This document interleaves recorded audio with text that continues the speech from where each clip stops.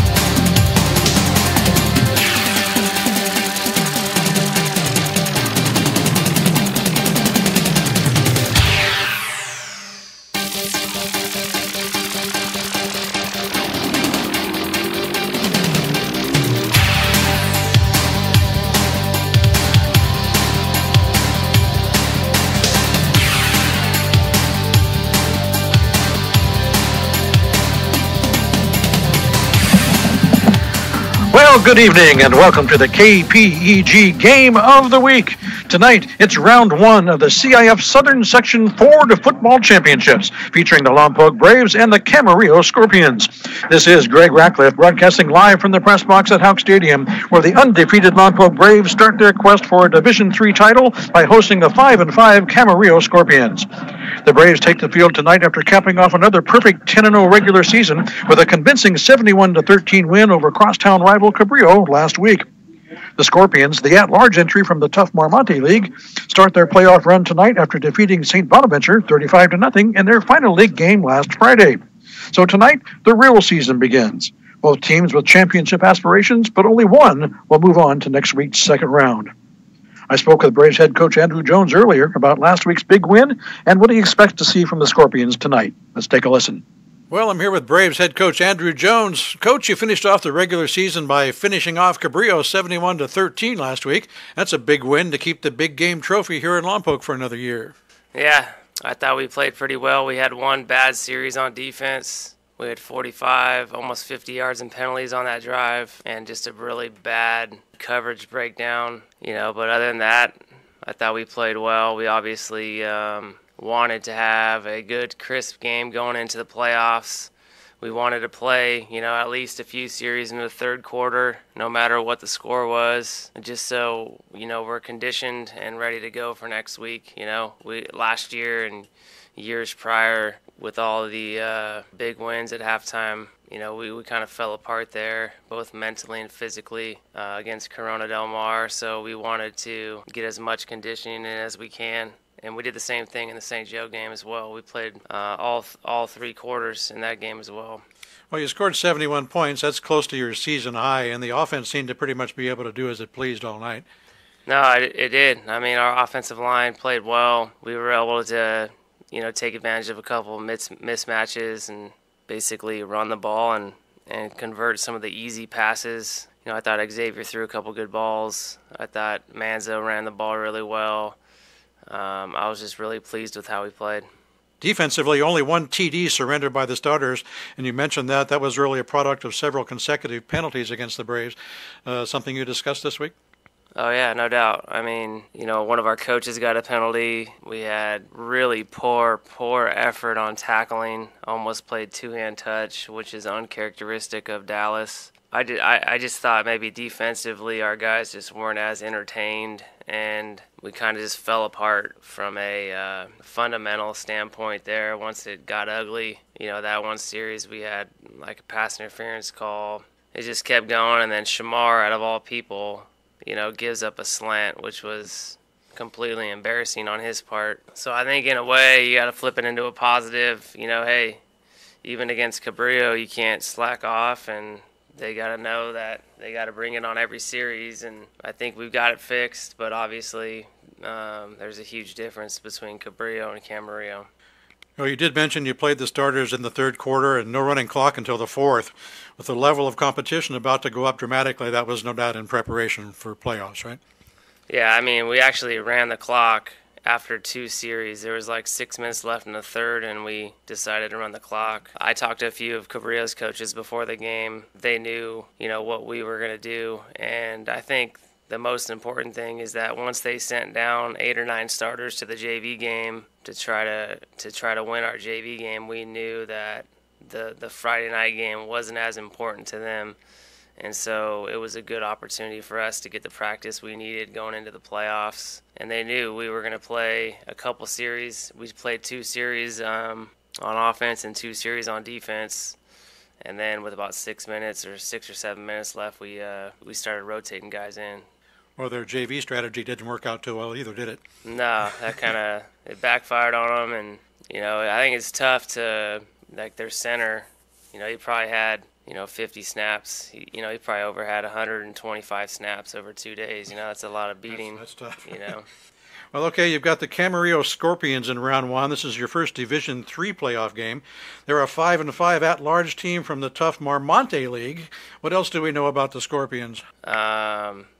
They're not a 14 seed. I don't know really how CIF does it, but it is what it is. I mean, if we're going to win the division, we got to beat some great teams. Division III is the toughest division, obviously, I've ever been in. This opponent is the toughest first-round opponent I've ever gone against, and we've gotten hosed on a few of them too, playing Cathedral, Camarillo a few years ago, St. Francis. But, they are 2 plays away from being Marmonte League champions. They should have beat Oaks Christian, lost on a last-minute field goal, and they should have beat Westlake. They lost on a Hail Mary, literally at the very end of the game. So they seem to improve drastically as the season goes on. They're a completely different team than they were in September, and they're super aggressive on offense or on defense. I mean,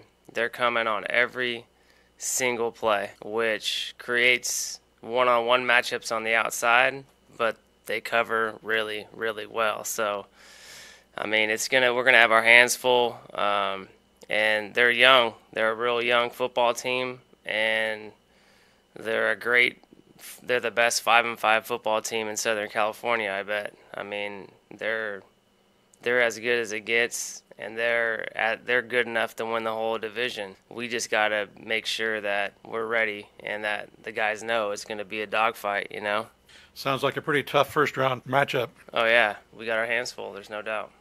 Well, heading into the playoffs, how does the injury report look like? Everybody healthy? I think so. I think we're as healthy as we're going to be. This time of year, everybody's got their bumps and bruises, but for the most part, I think, it's playoff time. Everybody's got to give it their best shot. Well, Coach, as always, thank you for your time, and good luck against Camarillo. Let's meet again next week, okay? Let's do it. Let's do it. Thanks, man. All right.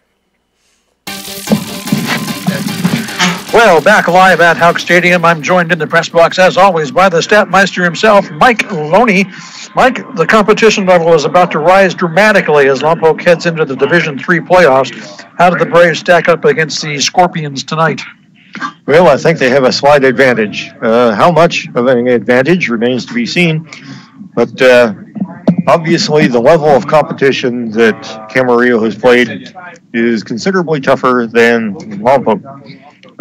Anytime you play Westlake, Oaks Christian, and St. Bonaventure in league, it's going to be tough. And we mentioned that the Scorpions did beat St. Bonaventure and came awfully close to beating Westlake and Oaks Christian both as well. Yeah, as Coach mentioned, both of them were right down to the wire. But that gives you an idea of how tough this team actually is. But the Braves do have some advantages. The Scorpions have had a solid defense. They've got 19 interceptions in 10 games, 21.5 sacks, 37 hurries, 4 fumbles recovered, and 2 blocked field goals. So they will get after the ball. Mm-hmm. A couple of their problems, though. Sporadic offense. If they score 35 or more points, they win. If they score under that, they lose. Directly tied to that is the passer rating for their sophomore quarterback.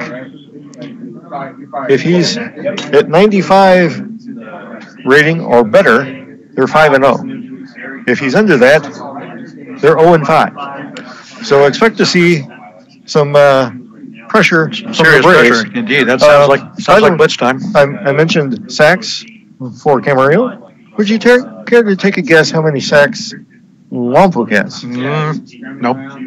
I'll just let you tell me. Well, they only have 11 interceptions. They have a bunch of sacks. They have 32.5 sacks. Oh, my gosh. Which is pretty darn good. The other problem that Camarillo has is they have, how shall I put this, questionable special teams. They are 33 of 41 on points after touchdown, 3 of 7 on field goals with a long of 32. They have 40 punts for a 26.4 yard average, and their kickoffs average 24.5. I was looking at the kicking game during warm-ups here about an hour or so ago. The kicking squads were out here, and I noticed a little bit of weakness in that area. And so we'll see if they choose to exercise the "do not kick it" to number 18 option. And speaking of kicking, that's exactly what the Scorpions will do to start this game. The Braves will be receiving the opening kickoff. Another thing, as you look down the Camarillo roster, is the youth involved here. You mentioned the sophomore quarterback. He's not the only sophomore starter that they have. No, and there's several more. And they have quite a few sophomores and freshmen on the roster, although I imagine they brought some guys up. But their leading rusher is also a sophomore. And a couple of sophomore linemen, I believe, as well on the O-line. So this is a young squad. And there's a junior lineman you might want to pay attention to. After all, he's only 6'7", 300 pounds. Oh. That's number 70, Nick Martin. Remember, this is a high school kid, by the way. All right, this game is underway as the Spartans kick off. This is a end-over-end kick fielded at about the 15-yard line. That is Manzo, who's going to take the first kick back. Tries to get to the far side, slips in the middle of the field on the dirt, and gets down at the 20. That could be a little bit of an issue here. There are some. It's a little bit slick. There's some dry spots, some dirt spots in the center of the field, especially right around the 50. And we have had a little bit of moisture over the last couple of days. So just enough to make it interesting. So the Braves will take over. 1st and 10 at their own 20-yard line, just as if we had a touchback. So that was as good as kicking it into the end zone, I guess. And the Braves will start their first possession from there. Nix will be in the shotgun with Toa Taua, the lone back. Okay, shot. Savage in motion, left to right. And wouldn't you know it, flags before the first play of the night. That one thrown by the umpire behind the defense there. Not the way we want to start. Ooh. Yeah, and that's a shocker. An unsportsmanlike conduct penalty before the first snap of the game. I wonder if that might have been somebody on the defense trying to disrupt things by calling signals or slapping at the ball or something. Simulate a snap. That is 15 yards against Camarillo, and the ball is now all the way up to the 35 for the Braves.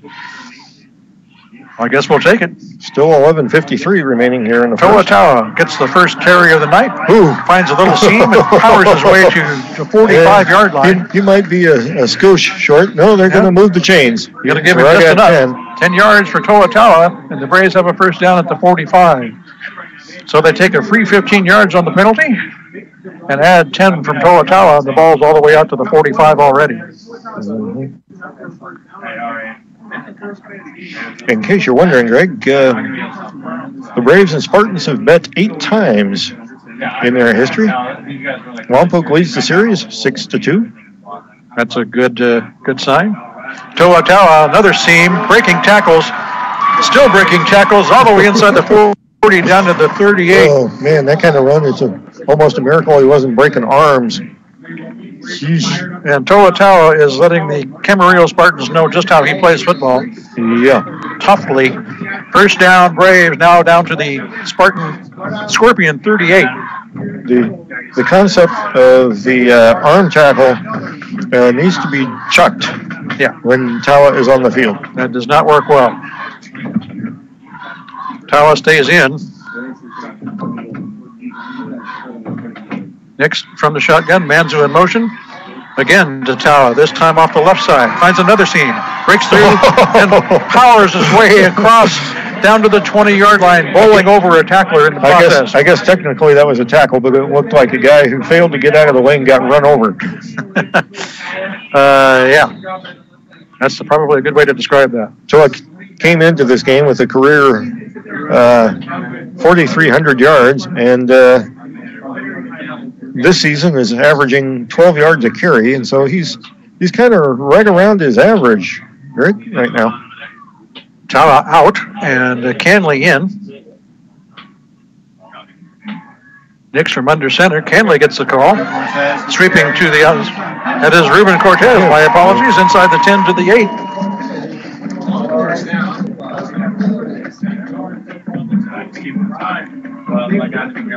And the Braves moving the ball at will so far. The ball is now at the 9-yard line. 1st and goal, Braves. The offensive line is just stonewalling people. Well, Coach Jones mentioned to me earlier pregame that this game was going to be won on the offensive line. Yeah, Ruben stays in behind Ranny. Dallas Canley this time. He's going to go in untouched. Touchdown, Braves. And he wasn't close to being touched.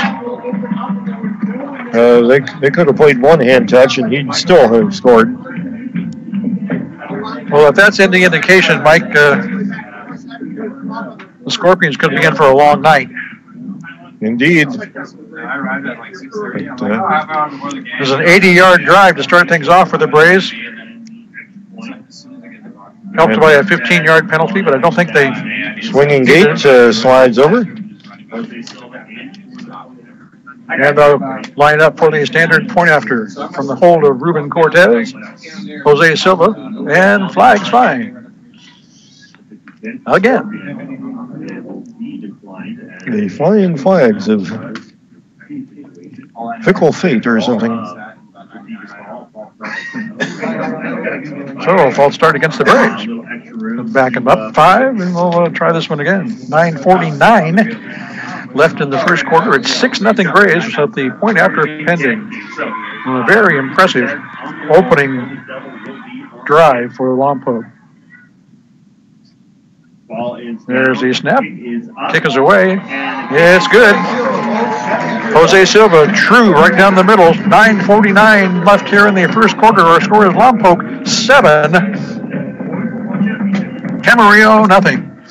And you are listening to the CIF Southern Section Ford Football Championships right here on your home for local sports and your official home for Lompoc Braves football, 100.9 KPEG. The Braves Radio Network. That's Mike. I'm Greg. Judy's back in the studio. Glad you're with us. Don't forget, tell your family and friends if they're out of earshot of KPEG Radio here in the Lompoc Valley, they can still enjoy Lompoc Braves football as they head towards a Division III championship on KPEGradio.com. Check it out on the internet, KPEGradio.com. Have an early score. Rigetti leading Antelope Valley 15-13 in the second quarter. Second quarter. Wow. They may have had a 7 o'clock early start. I'll try and keep abreast of some of the other Division III games, too, if we can, and let you know what's going on with them as well. Short kickoff. Fielded at the 22. Returnable. Finding some room up the middle. Still on his feet to the 40. He's at midfield and running down the near sideline. Finally pushed out of bounds by Coleman in Braves territory all the way down to about the 37. Nice return. Yep. Really nice blocking, and he didn't try and outrun his walkers. He just stayed in the bubble and let them clear some room for him. Really good run. Took back at the 22.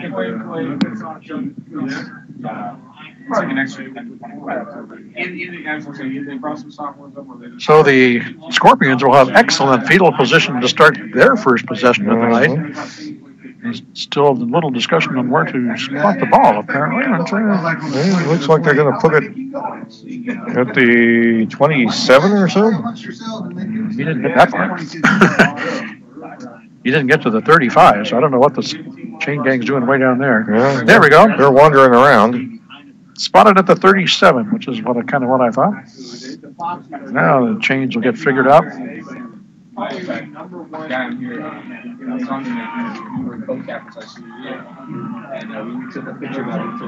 So James McNamara, the sophomore quarterback, will bring his Scorpions out. Was brought up for one game against St. Bonaventure last year as a freshman and got some playing time. So down 7-0, the Scorpions will take their first possession of the night and try and answer. A lot of shifting in motion here. Now we've got two receivers to the right. From the shotgun, number 43. You're going to hear that number a lot tonight. That's Jesse Valenzuela. Gets the first carry of the evening down to the 31, gain of about 6.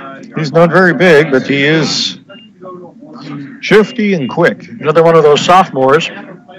He's 5'7", 150 pounds. Little guy, but he can wiggle around. Yeah, kind of hides in there behind the big trees up front. Two receivers wide left. Valenzuela again. He's going to get caught in the backfield for a loss this time. Loss of 1.5 yards, and that looked like Giovanni Lucatero in there, along with a couple other guys. Corrales was there for the Braves, and a loss of about a couple. It'll be 3rd and 6. One receiver wide to the left. One here on the short side as well. Back to pass on 3rd down. Pass is complete and out of bounds at the 26, but a flag down. That was caught by number 8, Mason Brown. He's their leading receiver. He's also their second leading passer. The only other guy who threw a pass other than McNamara, and he threw it to McNamara. So an illegal man downfield is going to negate that completion and move the ball back to the 38. It'll be 3rd down and 11 now. Scorpions hurting themselves here. That would have been extremely close to a first down. Now it's 3rd and 11. One man in motion.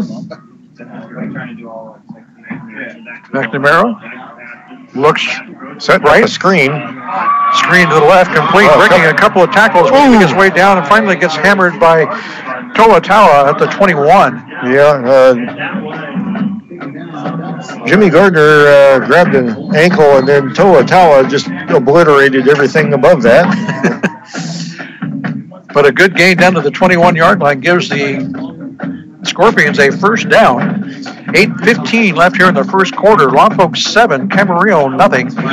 Scorpions on the move in their first possession of the night. 3 receivers up top.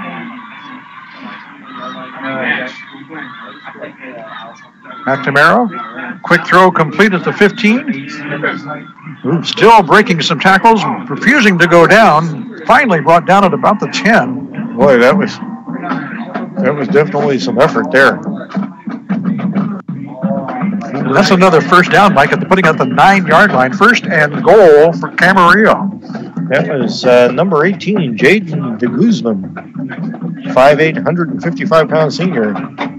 Spreading the field again. We've got 3 receivers here to the near side. McNamara from the shotgun once again. Looking right all the way. Throws down the middle. In and out of the hands and incomplete in the end zone. That would have been 6. And he hit him right on the numbers. Hit him in a really bad place, right in the hands. Now the Braves dodged a bullet on that one. Because he was wide open, 3 yards deep in the end zone, and couldn't corral that pass. 2nd and goal from the 9. One receiver wide to either side. Now one man in motion. McNamara fakes the sweep, fakes the handoff, gives the handoff. As Valenzuela faked me out and gets down to about the 8 or so. Yeah. Gain of about a yard is all. Yeah, we're trying to run outside on the Braves, and then we're trying to run left outside that time. Not a great idea. So it'll be 3rd and goal. Ball just inside the 9. 2 here to the near side. McNamara, again, from the shotgun, looking to pass all the way, under pressure, rolling to his right. Picks up a big block, throws this one away in the end zone, but out of bounds. Yeah.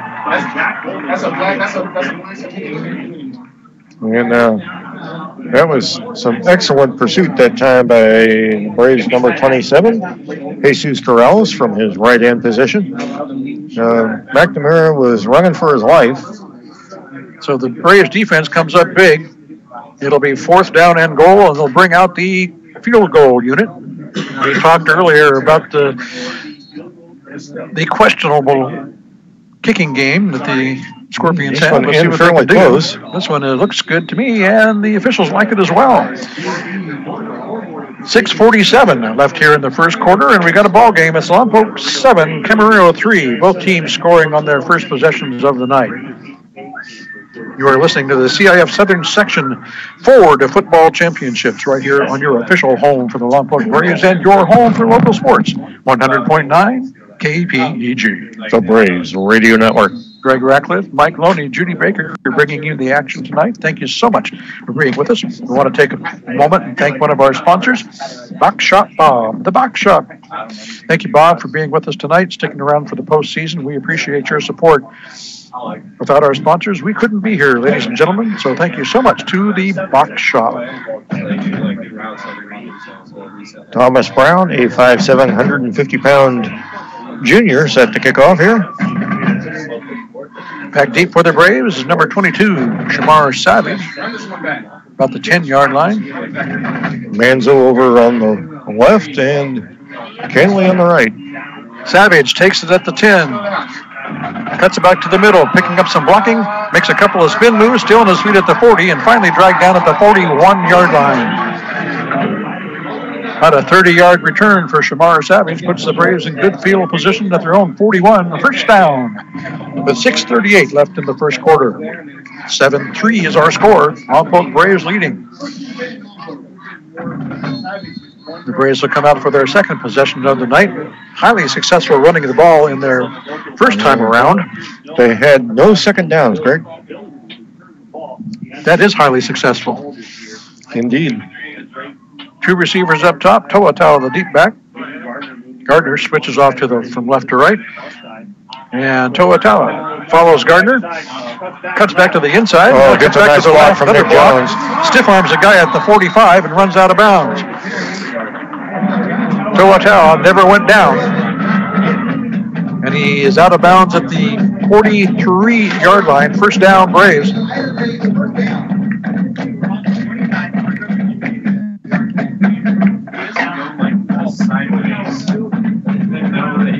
He's just a beast. There you go. He does kind of remind me of Marshawn Lynch, the way he runs, just running through people. It's like, oh, were you trying to stop me? Fakes the handoff, does Nix, keeps himself, sweeps left, and gets a few yards before he's brought down at about the 41. Gets about 2, does Xavier Nix. Well, just outside the Camarillo 40-yard line, it'll be second down, and we'll call it 8. 7.5, something like that. Approaching the halfway mark here in the first quarter, 6 minutes left. 7-3 is our score. Lompoc on top. Two receivers up top. Kawa, the deep back. He'll get the carry this time. Dives forward inside the 35. Flag comes flying down, however.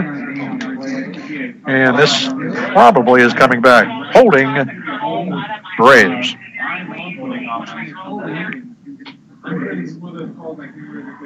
So that was about a 5-yard pickup. It's going to end up being a 10-yard penalty. Move the ball back to the 50.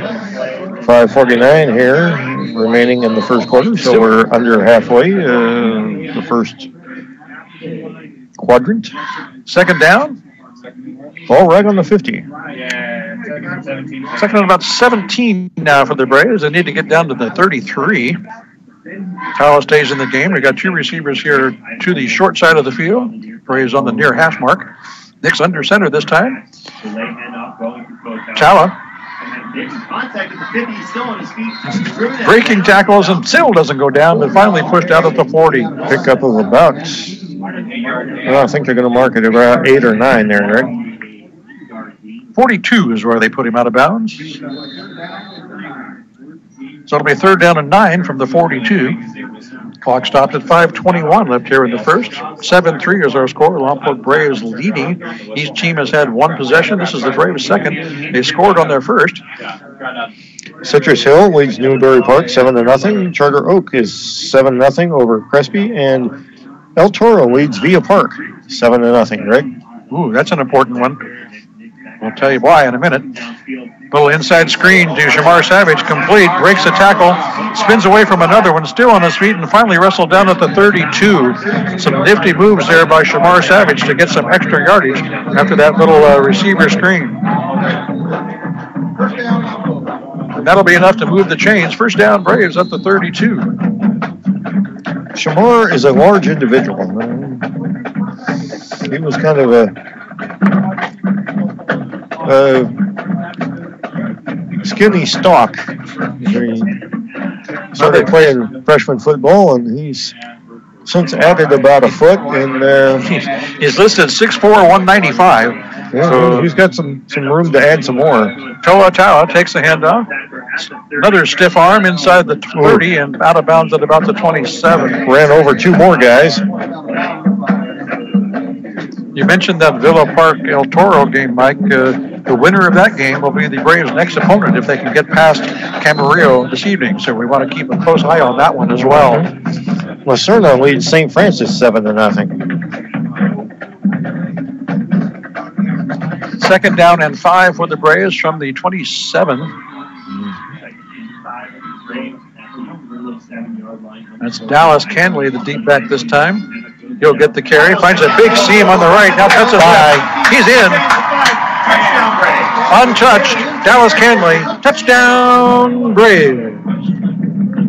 From about the 27.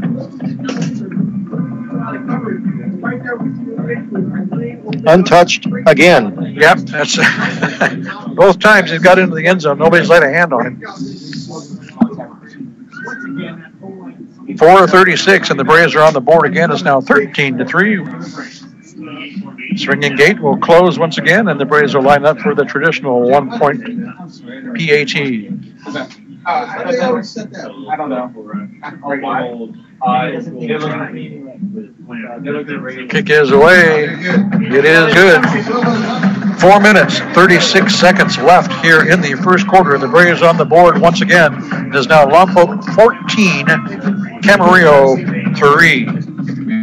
You're listening to the CIF Southern Section Ford Football Championships right here on your home for local sports and the official home for the Lompoc Braves, 100.9 KPEG. The Braves Radio Network. Greg Ratcliffe, Mike Loney, Judy Baker bringing you the action. Thank you for being with us tonight. Don't forget, you can check us out on the web as well at kpegradio.com.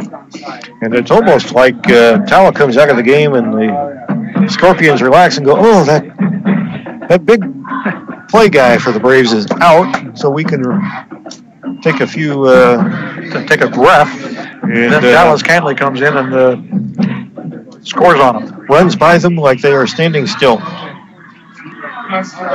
Braves set to kick off with 4:36 left in the first. They've scored on both of their 2 possessions so far this evening. Short kickoff, fielded at about the 20. Good pursuit by the Braves, but now we get a little bit of over pursuit. Yep. And a flag comes flying in as the returner goes down across on the other side of the field at about the 43.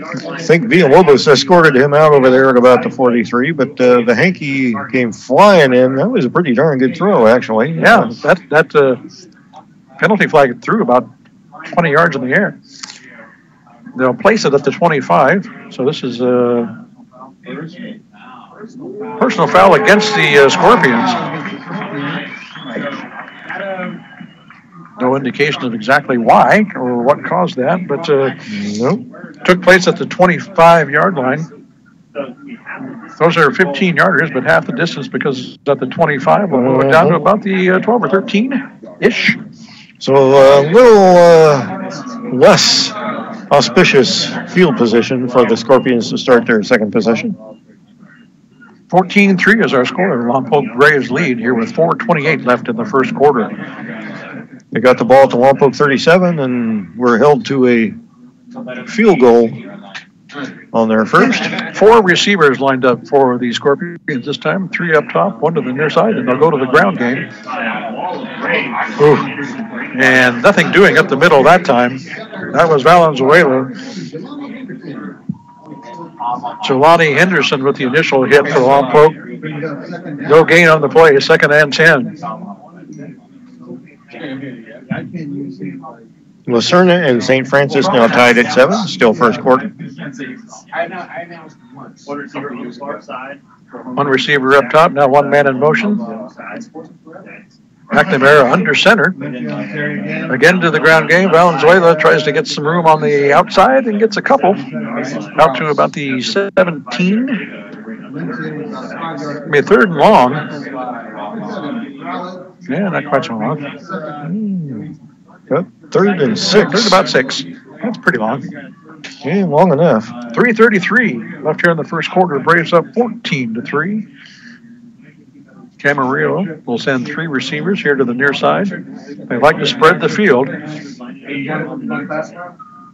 They like to pop big plays. That too. McNamara from the shotgun again. Looking to pass all the way.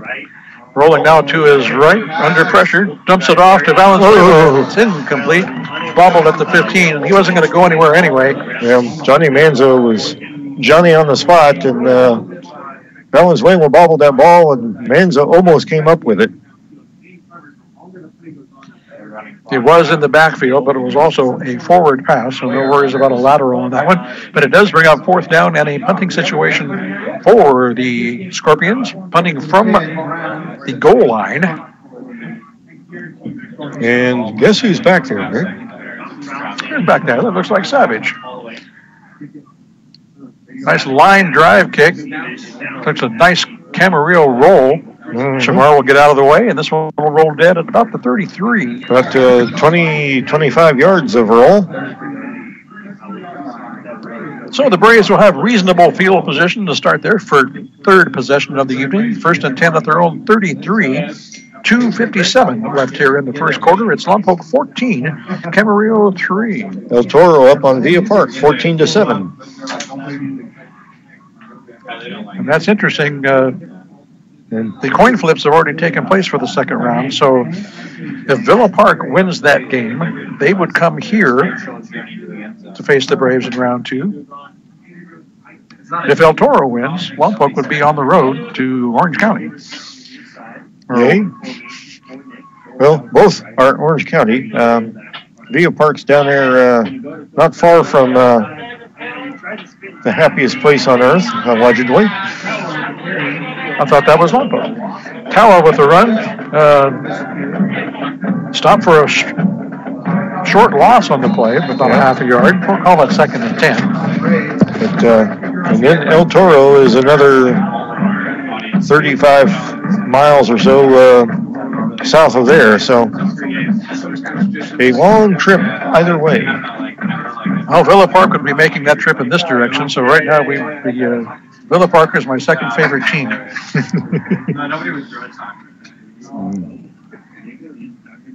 Manzo in motion, 2nd down.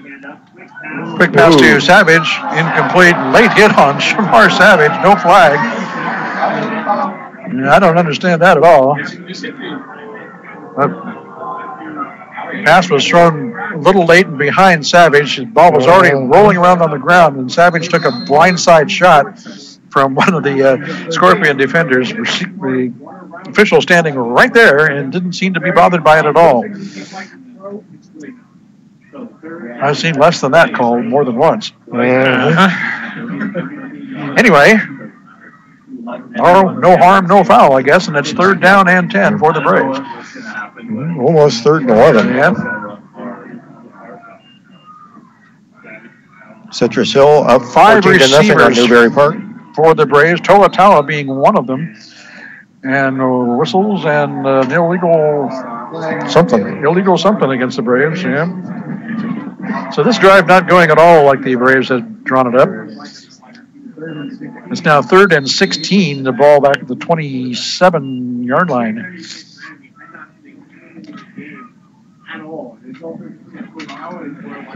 2:09 remaining here in the first It quarter. was an unusual lineup there for the Braves. 5 receivers, empty backfield. Mm-hmm.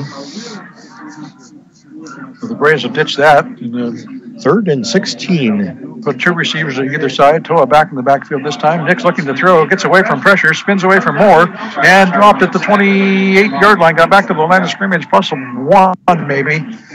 But was lucky to do that. Good defensive pressure on the blitz from the Scorpions. And the Braves facing their first 4th down and the punting situation of the night. Ruben Cortez back to punt for the Braves. Interesting. Braves have only punted 5 times this season. Really? Really? And now we have another flag. Looks like a false start against Lompoc will back them up 5 more yards. Oh, this is a nightmare possession. Well, hopefully they're getting it all out of their system on this one. And minute 31 remaining. Move the ball back to the 23. That sends Ruben back inside his 10. 4th and 19. Deep man back for the Camarillo is at the 42.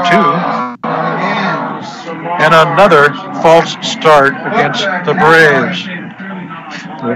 Braves clearly not familiar with his formation. Savage got a little anxious on that one. 5 more yards. It's back to the, where are we at now? 18? Something like that. 17? 17. 17 and 4th down on a mile. 4th and 20 something. Ruben inside his 5 now. They finally get the snap off. Nice high kick. Fair catch called for and made at the 47-yard line. Good job by Cortez. And a nice kick, but the Scorpions will take over on the Braves side of the 50. 1st and 10. Camarillo at the Lompoc 47-yard line with 1:07 left here in the first quarter. Lompoc up 14-3. See if the Scorpions can capitalize on this good field position. Started 2 of their 3 possessions in Lompoc territory. This one with 1:07 remaining in the first. 2 receivers up top, 1 here to the near side. McNamara from the shotgun. The handout to Valenzuela. Gets early contact in the backfield, spins away, and then dropped for a loss of about a half a yard.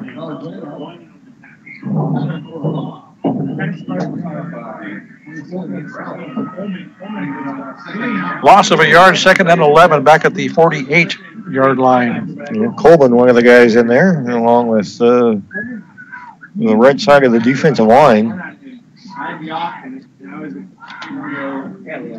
Just over 30 seconds remaining in here in the first quarter. Should be time for 1 more play, barring a penalty. Knocking on the counter here. 4 receivers set. 5 receivers set, actually. 4 here to the near side. 1 up top, looking to pass all the way. Getting away from pressure, rolling to his right. Dumps it off. Incomplete at the midfield. And a flag coming off in the backfield. I think we're going to get a roughing the passer call. Which is kind of questionable, concerning the fact that they didn't call anything on that vicious hit on Shamar. Yeah, the fans are not liking that one. No. That was Cortez back there putting on the pressure. Got him for a late hit, and that's gonna cost the Braves big time, all the way down to the 33-yard line and a 1st down.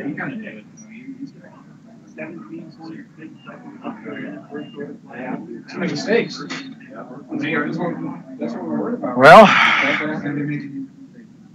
those are the kind that can come back to haunt you. Indeed. 1st and 10, Camarillo from the Braves 33-yard line now. With 17 seconds and change. Rancho Verde still up 7-0 on Oak Hill. Valenzuela picking his way through down to about the 30 for a gain of 3 or so. And that should be the last play of the first quarter. And it will be just that. 12 minutes in the books here in round one. It's Lompoc 14, Camarillo 3. And you are listening to the CIF Southern Section Ford Football Championships right here on the official home of Lompoc Braves football and your home for local sports, 100.9 KPEG. I want to thank one of our sponsors, Frederick Quality Plumbing, for signing up for our postseason coverage. Thank you so much, Rick and Lisa, over at Frederick Plumbing, for being part of our broadcast team and tonight and for the rest of the playoffs. Frederick Quality Plumbing. Well, one of the toughest lessons you have to learn is life isn't fair, and some of the Braves are going, hey, they've been hitting our guys late, and they're not getting called. And it's like, yeah, well, sometimes life is like that. Yeah, that was, okay, well. Just because somebody else is being stupid doesn't mean you need to be. We will move on, and we'll turn around and go the other way. Now Camarillo moving from right to left on your radio dial. Two guys wide, wing back on the left. Ball goes in motion to the right. McNamara from under center this time. Fakes the handoff, rolls right, designed roll out, looking for a receiver, doesn't find anybody. Whips that one in there at about the 20-yard line into double coverage, and it is incomplete. Yeah, they were expecting to force the coverage guy on that side, who was Ruben on Valenzuela, out there to come up and try and pressure the quarterback, and he stuck with Valenzuela, and the quarterback had nobody to throw to, and so that's what they call no peeking, isn't it? Yep. El Toro now up 20-7 on Villa Park. My goodness.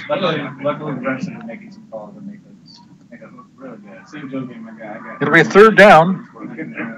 Third and about 8. McNamara back to pass. Good protection. Now breaking down and has to roll left under severe duress and gets run out of bounds by Leandre Coleman for a big loss at the 38.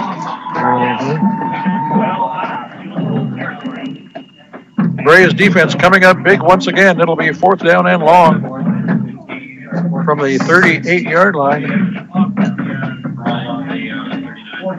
39-yard line, they'll finally place it. A little long for a field goal, maybe a little short for a punt, but they're going to kick it away. At least they'll line up to do so.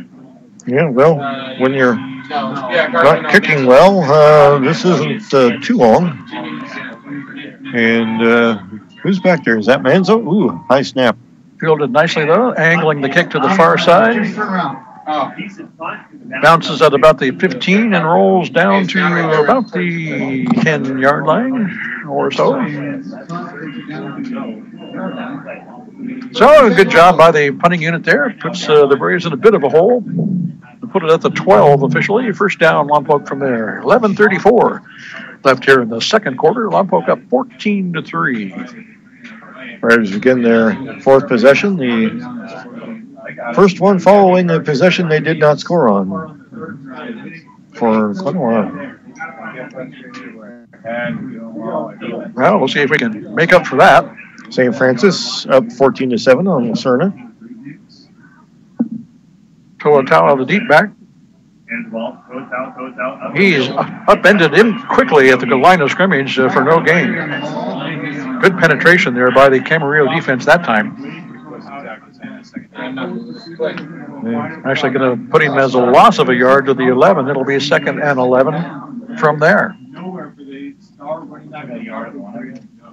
Dix will come back in with the play.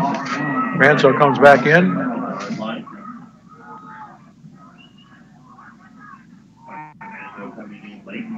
And Ryan Morgan will come out. Nix will be in the shotgun. Toa in the backfield with him. Two receivers to either side. And timeout Lompoc. They make a timeout called just prior to the flag coming out for delay of game. Stops the clock for 10:53. 14-3 is our score. The Lompoc Braves leading the Camarillo Scorpions here in round one playoff action. They did have the guys in there that they were expecting to be in there for this play. So. Yeah, well, Manzo coming in late and Morgan coming out late. There was a little bit of confusion in personnel on that one. So I was like, okay, what? What are we doing here?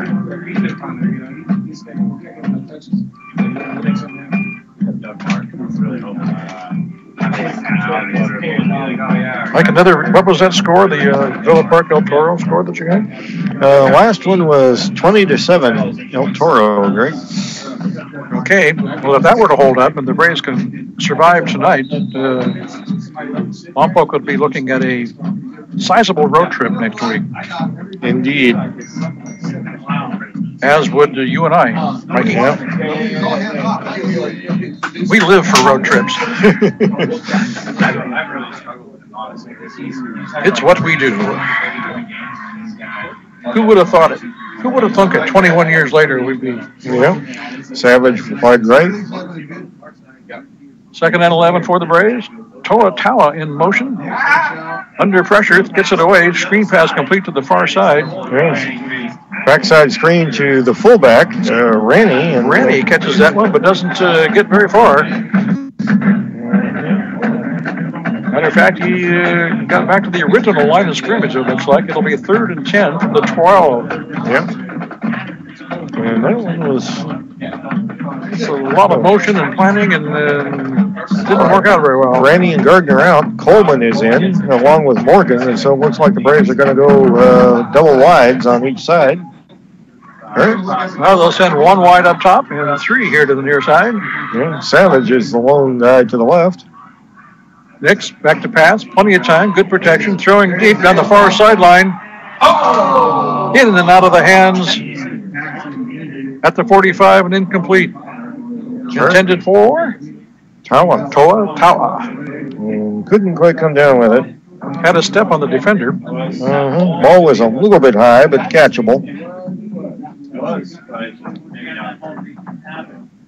And the Braves will punt on 2 consecutive possessions. I bet that's the first time that's happened this year. First time it's happened in quite a while, anyway.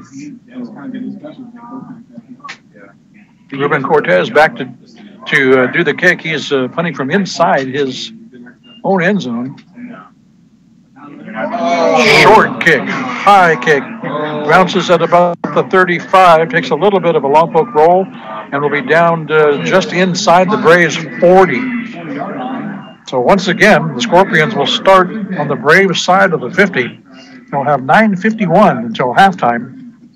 And so far, the Braves defense has proven to be pretty stout here. Gave up that opening drive field goal. Since then, holding the Scorpions in check. 3 of the 4 Scorpion possessions have begun in Lompoc territory. So 1st and 10 Scorpions at the Brave 40. 3 receivers up top. Quick pass, complete. Looking for some receiver blocking out front. A flag comes down as the runner goes down to the 34. I think we may have had excessive receiver blocking. 2 penalty flags down here, actually.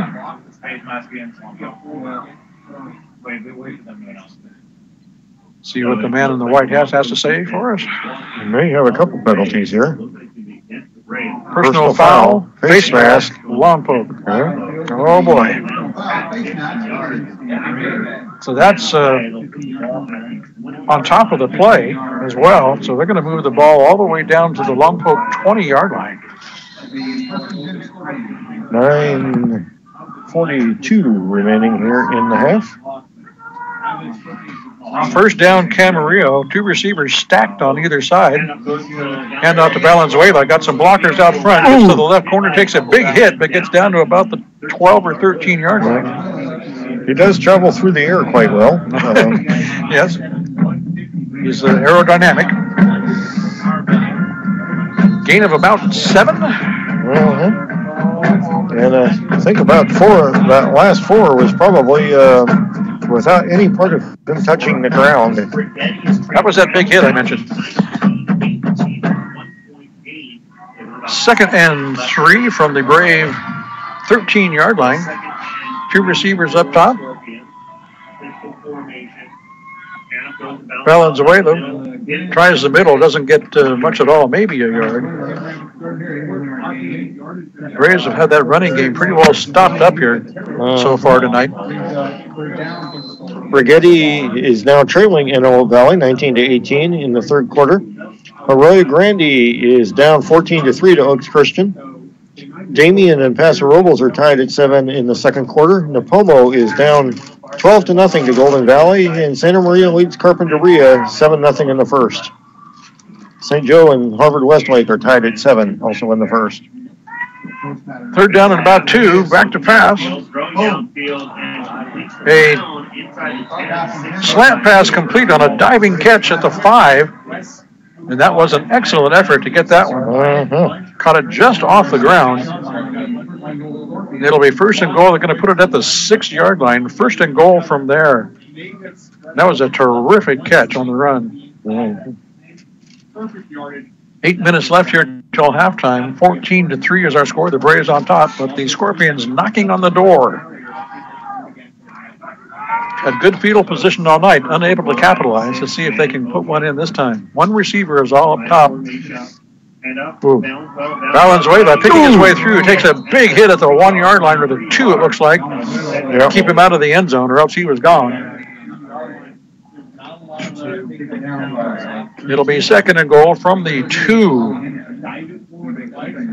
Yep, and he's going to feel that one in the morning. He's feeling it right now, probably. Quick line up here by these. And illegal procedure, the wide receivers were not set. As a matter of fact, they were still running to their position when the ball was snapped, and that's a no-no. Camarillo trying to catch the Braves off guard, and they caught themselves off guard. Moving back 5. It's still second down and goal, but now the ball's on the 7. 7:24 remaining in the second.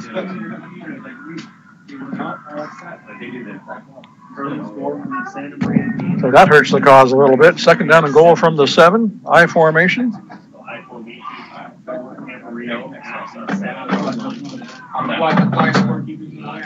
Takes the handoff, rolls right, does McNamara. Another flag in the end zone. 3 flags in the end zone, and the ball is in. Where is the ball? I thought the ball was tipped and bounced into the end zone, but there's so many flags on the field. We'll get a discussion on this one and see what's going on. I thought the ball was tipped at some point, but holding Braves declined. Touchdown. Okay. Wow.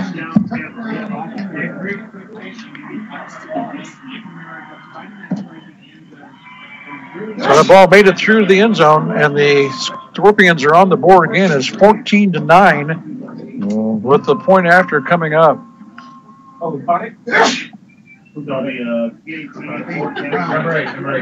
Number.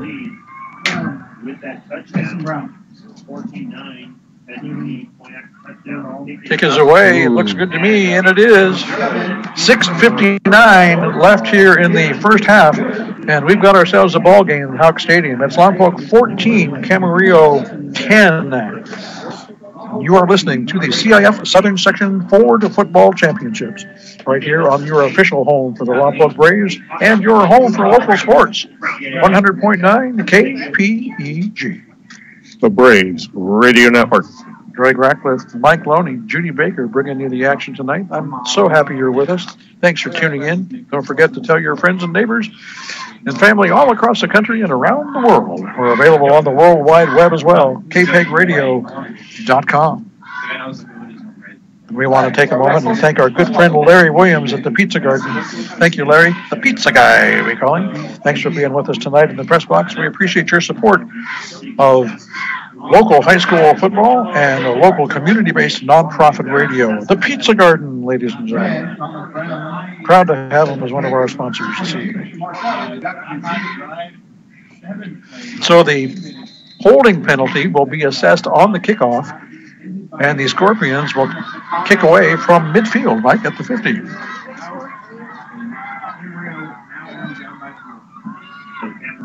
Low line drive kick, takes a little high bounce, fielded about the 12-yard line. That's Manzo. Kicks it out to the near side, back up to the hash mark, and tripped up at about the 33. I think that might have been the turf monster that got him, Mike. Yeah. But the Braves will take over with reasonable field position, 1st and 10 at their own 33-yard line with 6:52 left until halftime. Not starting within the shadow of their own goalposts for a change. We've got a 4-point ball game, ladies and gentlemen. Lompoc up 14-10 over Camarillo. First round playoff action. And we knew this one's going to be a ball game, and it is turning out to be just exactly that. Manzo in motion to give his to Toa. Nice gap there. Closes up nicely, though, and Tawa will get out to the 37-yard line for a gain of about 4 or maybe 5. But by the time the fourth quarter rolls around, those are going to start to hurt even more. They'll give Tawa 4 on that one. 2nd down and 6 from the 37. Yeah, it'll be interesting to see how the Camarillo defense holds up with the Toa pounding they're getting here. A lot of these guys are going both ways on both squads. So Ooh, Tawa. Bounces off another one. Now it's a foot race down the near side. And he'll get knocked out of bounds at about the 24-yard line. But how he got out of that mess and killed the goal at the line of scrimmage. It's real simple. He ran over people. He just puts his head down and says, "Get out of my way." And that's why he's going to be playing on Saturdays next year. And maybe on Sundays a few years after that.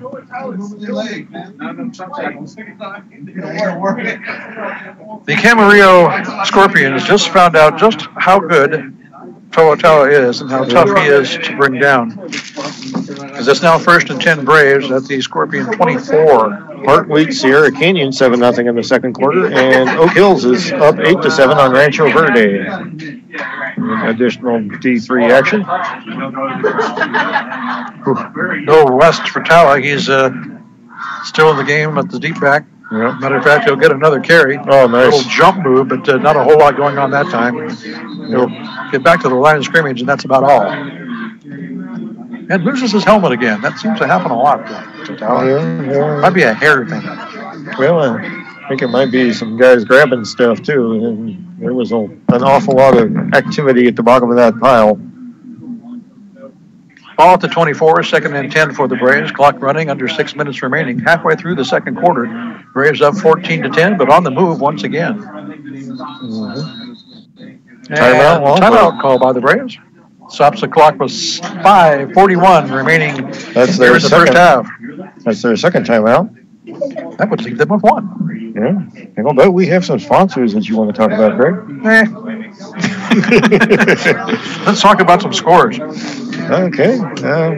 Well, we've got a bunch of scores. Oaks Christian now up 21-3 on Rio Grande in the second. No change. Golden Valley still up 12-0 on Napomo. Damien leading Paso Robles 14-7. Santa Maria still leading Carp 7-0. St. Joe, Harvard, Westlake still tied at 7. And Rigetti and Antelope Valley are still within a point. In addition to that, in D3, we've got Rancho Verde is now leading Oak Hill 7-2. Charter Oak is up 21-0 on Crespi. Citrus Hill 14-7 over Newberry Park. And here at Houck Stadium, it's 14-10 Lompoc over Camarillo. They've got a 2nd and 10 from the 24 of the Scorpions. Manzo on the sweep, cuts it back inside and gets to about the 19-yard line. Gain of about 5 for Johnny Manzo. Bring up 3rd down, 3rd and 5 for the Braves. Ball just inside the 20-yard line. Canley will come out. Jacob Hunt comes out as well. Looks like Manzo and Savage go out wide to the left. Toa, the lone back. Xavier Nix. Tawa. An ankle tackle at the line of scrimmage, or he would be in the end zone right about now, I think. That was a great tackle by number 60 for the Scorpions. That's Damian Medina, a 5'9", 242-pound senior. And he learned how to tackle Toatawa, wrap up his legs. Mm-hmm. Because those grab him around the shoulder tackle just don't work. Yeah. 4th down for the Braves, 4th and 5. And the Braves will line up for a field goal attempt. Mm-hmm. Jose Silva, this will be a 36-yard attempt. Good snap. Kick is away. And not going to make it. Short on that one. So the Camarillo defense comes up big. And the Braves come up empty. Scorpions will take over on downs, 1st and 10 at their own 19-yard line. With 4:25 left here in the first half. Lompoc leading 14-10 here in first round Division III playoff action. He goes, went to the end zone, so it's a touchback. We had a feeling this was going to be a good one, and it looks like we were right. The Braves will have to play 4 quarters this evening. Yeah, touchback after the field goal, make it to the end zone. So yep, we'll take over at their own 20.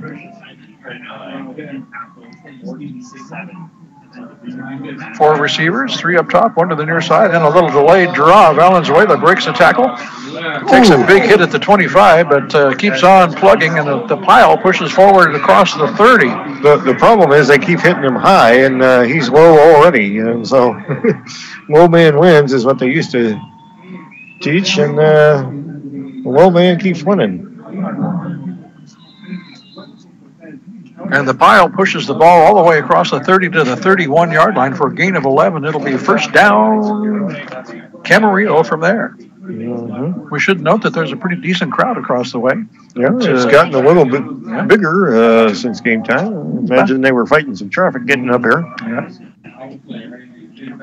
There's a couple hundred people across there. Usual excellent crowd over on this side. Valenzuela kicks it outside and finally gets tripped up at the 32. I think that was Jimmy Gardner came flying in there and got him.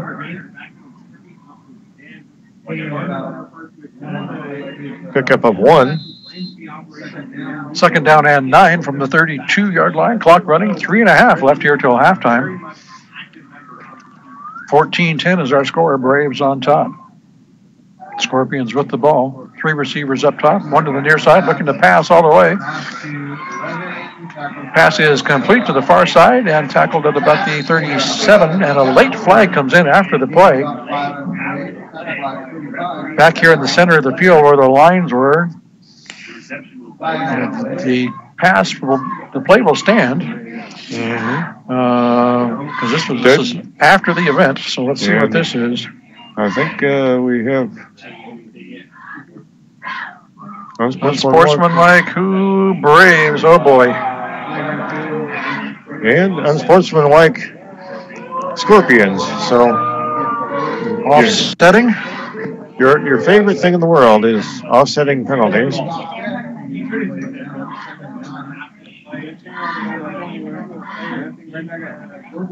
So it is after the play, so the completion will stand, if I'm understanding this correctly. Yeah, pickup of about 5 or 6 on the completion. It'll be a 3rd down and about 3 from the 37, 38. 1 receiver to either side. Rolling left. Pass is incomplete to bring up 4th down. Once again, excellent pressure by the defensive line. That looked like Casillas in there again. So the Braves defense holds at 4th down and about 3 from the 38-yard line, and the Scorpions will line up to punt. Corrales, I should say. 1 man back deep for the Braves, standing at about his 33-yard line. Good time for a Johnny Manzo return. Yes, it would be.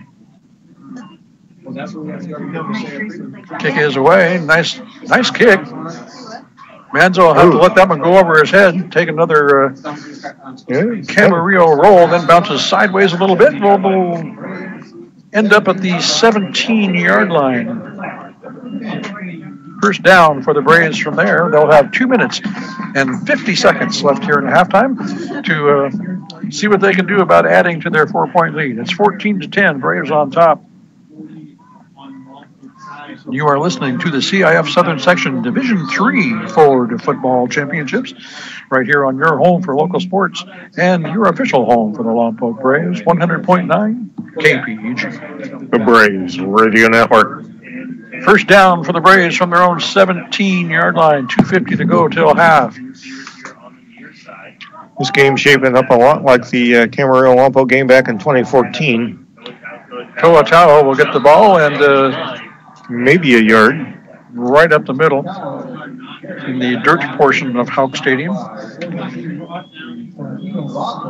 There's a strip right along the middle of the field that has zero grass on it, plus several other patches.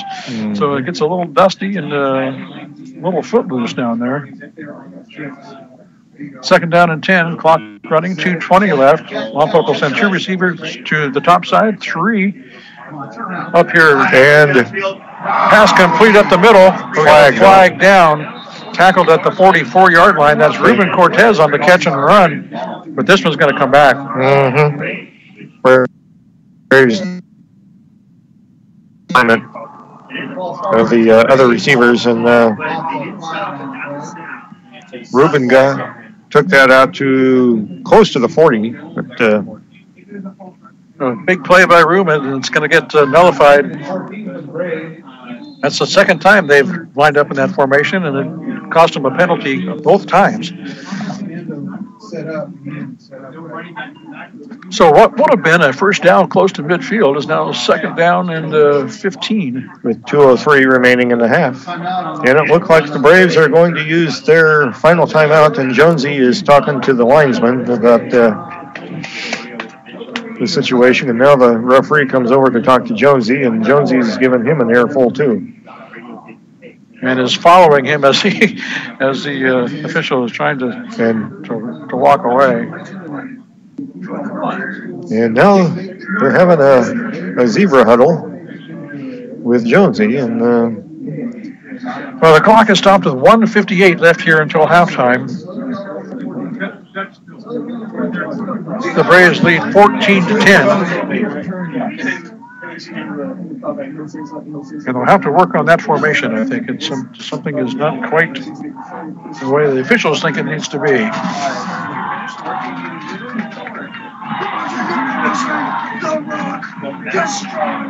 Braves looking at a second and 15 from their own 12. And they put that formation in their pocket, at least for now. 2 receivers to either side. Nix from the shotgun. Manzo in motion. Nix looking to throw deep down the middle. This one will be overthrown in midfield. Intended for had Coleman open, although the defense was closing, but Coleman had 5 yards on the guy covering him. The safety was coming over, but he would not have gotten there on time with a good throw. So the incomplete pass will bring up third down and 15. Clock stopped at 1:52 left till the break. And looks like the same suspects out there. Coleman, Morgan, Manzo, and Savage. Savage and Manzo wide to the same side, the left. Toa, the lone back. He'll get the carry. The ball is loose. But I think he covered it up. Yes, he did. Yep. Loss in the backfield all the way back to about the 9-yard line, I think. And a timeout called by Camarillo. Stops the clock with 1:41. Want to preserve some time as the Braves will be forced to kick out of their own end zone again. This is more work on the Braves punting unit than we've seen all year. Yep. 4th down and about 19 for Lompoc. At this rate, we may see more punts in this game than the Braves have had all season. Combined.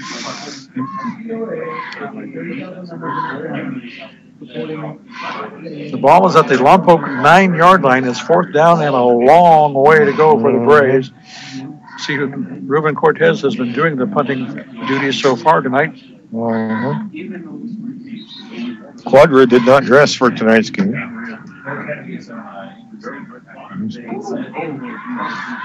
And Cortez will come back out once again. He'll be 2 or 3 yards deep in his own end zone. Make that about 5 yards deep. Deep man for the Scorpions is at the 42. That's Mason Brown. Looking like they're going for the block. Cortez a good job to get it away, and a nice booming kick. Fields that backpedaling at the 50. And now he'll get out of bounds at about the Lompoc 40. But what a terrific job by Ruben Cortez to not only get that kick off under a big rush, but a nice booming kick of about 50 yards. Yeah, you give them a little incentive, and the adrenaline kicks in. Minute 32 remaining here in the second quarter. The Scorpions will have a first down at the Brave 41. They're making a habit of starting in Braves territory tonight, just not able to cash in as often as they would like. Yeah, but perhaps a bit more often than the Braves would like. Twice more often, at least. And they're trying to figure out where everybody's supposed to go on the offense here. Okay, now one man in motion. Back to pass is McNamara. Good. Screen pass, batted away. DeLuna got a big bit up there and swatted it. Juan DeLuna knocked that one back.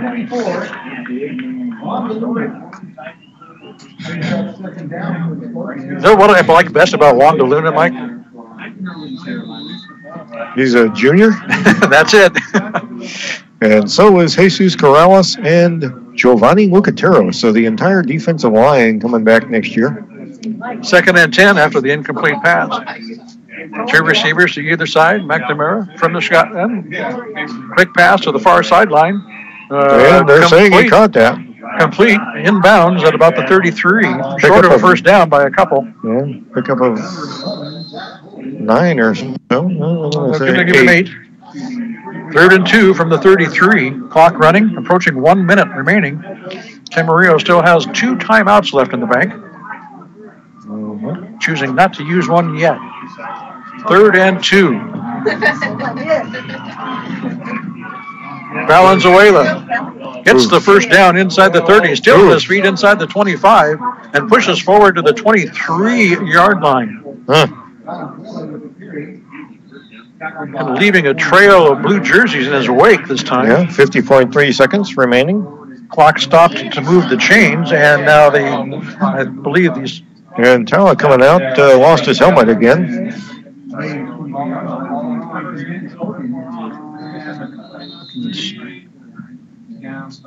Clock running, but I believe we have a timeout now. Yeah. Okay. Ball at the 23-yard line. 1st and 10, Camarillo from the Brave 23. Clock now stopped as the Scorpions use their second timeout. Just under 50 seconds remaining here till halftime. And Camarillo threatening to take the lead into the locker room. I'm shocked at you, Greg. You passed up an opportunity to give tenths of a second. 49.5. We do have tenths of a second on our clock. There was a time that on our beautiful new scoreboard would not have gone unnoticed. I guess I'm unremarked. Getting jaded. Yeah.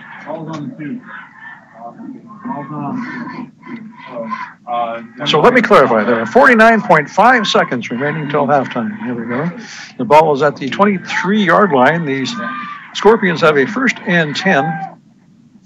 Morgan replaces Savage, who slides over into the spot vacated by Tala. 3 receivers. Ball was loose on the snap, but the quarterback McNamara will cover it up. That's a costly error.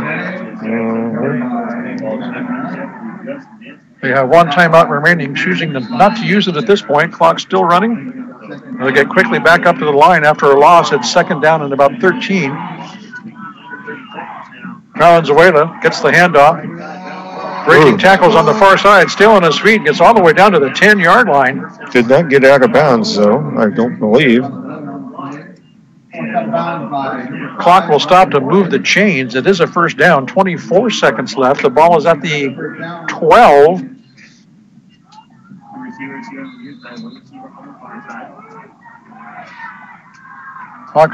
Clock now started. Valenzuela loses a yard. Ran into the Luna. And the Scorpions will be forced to use their final timeout to stop the clock with 19.5 seconds remaining. Loss of one, one. Second and 11. And it'll be interesting to see if they throw the ball here or if they bring out the field goal team. They do have a couple downs to play with, but no timeout, so a running play is kind of out of the question unless you're certain you can score.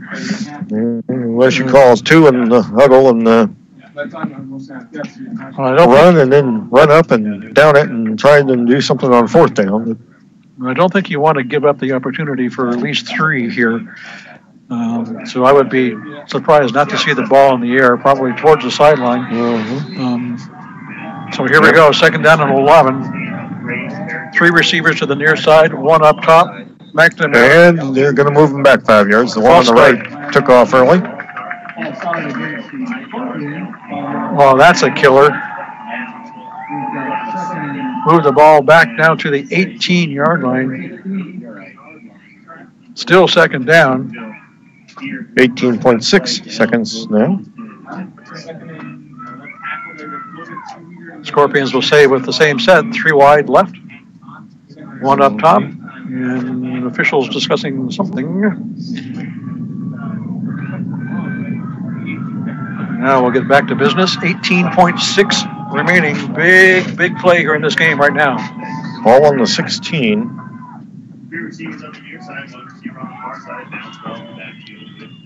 McNamara from the shotgun. Oh, goodness. Throw complete but out of bounds on the far sideline at about the 3. And Jose Corrales was double and then triple teamed, and he was still coming like a thundering herd of elephants. So 13.8 clock stop with the incompletion. And it'll be third down and about 16. Ball is at the 18. McNamara, under pressure now, has to roll to his right, throws to the end zone. This will be out of bounds and incomplete. And Ruben Cortez put McNamara on his keister. With no flag this time.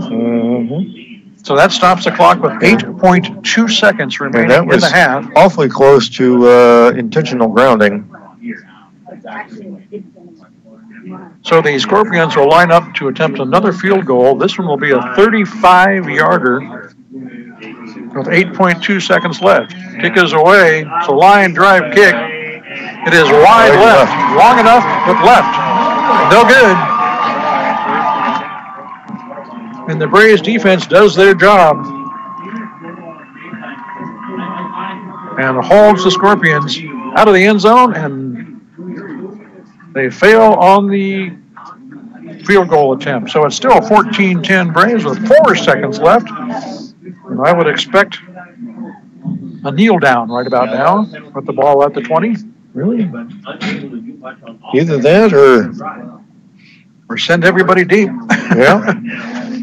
Hope for a completion or a defensive penalty.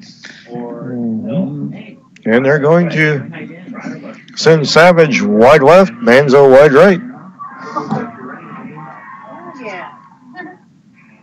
And they're going to give the ball to Dallas Canley, who's going to get out to the far sideline, picks up some block, gets to the corner, but it's run out of bounds on the far sideline, and that'll end the half. Open to break one on the ground. Nice 24-yard jaunt that'll pad his stats, but not accomplish a whole lot in the Well, I'll tell you what, Mike, we got a ball game on our hands tonight, as we expected we might. It's Lompoc 14, Camarillo 10 at halftime, and it's been everything we thought it might be. Yeah. Hang around with us. We got us the second half. That doesn't happen real often. I suspect you better come back and listen in about 15 minutes for round 2, ladies and gentlemen. This is going to be a good one. Yeah. Our halftime score, Lompoc 14, Camarillo 10, and we will send it back to the studio. We've got some scores here, Greg. Okay, quick scores. Antelope Valley up 33-18 on Rigetti. Arroyo Grande has scored again, but so has Oaks Christian. It's 28-6 at the half. Napomo, Golden Valley, still 12-0. GV. Damien up 21-7 on Paso Robles. Harvard, Westlake, and St. Joe is now a 2-point game in the second quarter, 28-26 St. Joe. And Santa Maria leads Carpinteria 14-7 now. And the most important game I'd like to hear about, Villa Park and El Toro. What can you tell us about that? Well, give me a second here. Let me switch over. Remember, the Braves, the winner of this game, will be playing the winner of the Villa Park El Toro. Last score I've seen is El Toro 27, Villa Park 7 in the first quarter. First quarter. Lucerna and St. Francis 14 all in the second. Citrus Hill up 21-7 on New Park. Oh, now we have an update on El Toro 36, Villa Park 14 in the second quarter. So, oh boy, pack your bags, Greg. Can you say road trip? All right, our score at halftime, Lompoc 14, Camarillo 10. We'll send it to the studio for some pertinent information on things that are going around in Lompoc Valley, and we'll be back in 15 minutes for the second half. You're listening to the CIF Southern Section Ford Football Championships on 100.9 KPEG. The Braves While Radio the teams Network. take a break, let's take a minute to tell you about this season's sponsors. These businesses stepped up to help the cause, and without their generous support, these broadcasts would not be possible. Thank you so much to The Box Shop, Frederick Quality Plumbing, Hammond Overhead Door, Lompoc Community Bank, The Pizza Garden, Rose's Anything Athletic, Sunset Auto Center, The Surf Connection, Tom's, and Wilkerson Chiropractic. A heartfelt thanks to all of our sponsors for helping us to bring these games to our listeners.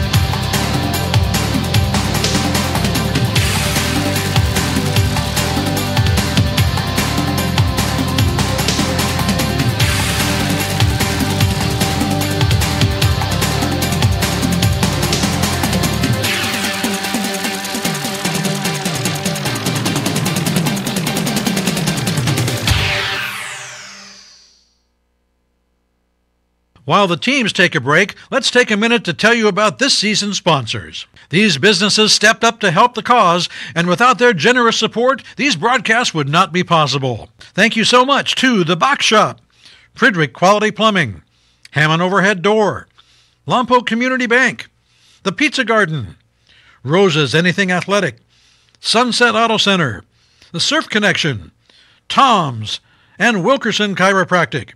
A heartfelt thanks to all of our sponsors for helping us to bring these games to our listeners. I got smart about mortgages. Now, it's my house I go home to. I got smart about college. Now my kid's off to a great start. When it comes to your money, whatever you want to get smart about, you can find it at smartaboutmoney.org. I got smart about health insurance. Now both my finances and I are healthy. Smartaboutmoney.org is a free online resource from the National Endowment for Financial Education. We're an independent nonprofit foundation dedicated to helping people just like you get sound information about money. I got smart about protecting my job. Now, I'm doing better than ever. For everything from how to build an emergency fund to how to deal with job uncertainty, smartaboutmoney.org has the answers you're looking for. I got smart about credit cards. Now paper or plastic has a whole new meaning. Smartaboutmoney.org, the easy place to start when you want to get smart.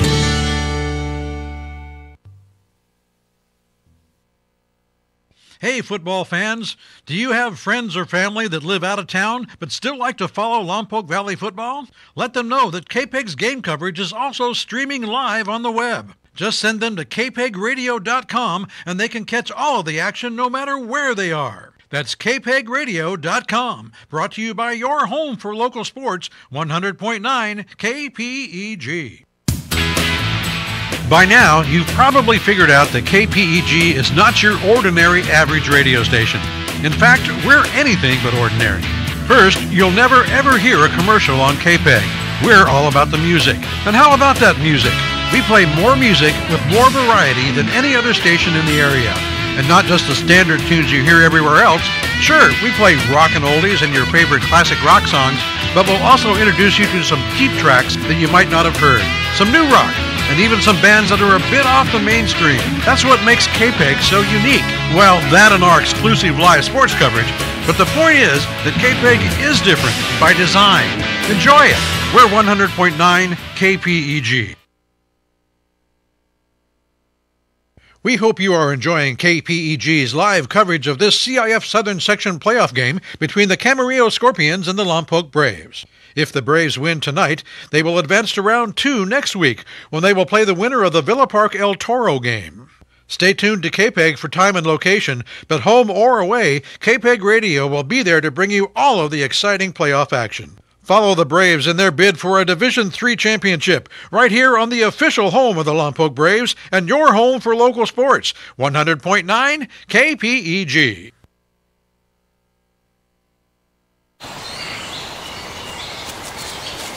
Dad! Come on! Over here! Look at this, Dad! Over! Whoa. The moment my son saw a redwood tree. It's huge! Is the moment I knew that for him, You can't even see the top of that thing! even the sky has no limit. There are some moments only the forest can inspire. Find yours at discovertheforest.org. Learn about forests near you and discover cool things to do when you go, like hiking, biking, fishing, or camping. Or do your own thing when you get there with family and friends. Your moment is out there. Find it at discovertheforest.org. That's discovertheforest.org. Brought to you by the U.S. Forest Service and the Ad Council.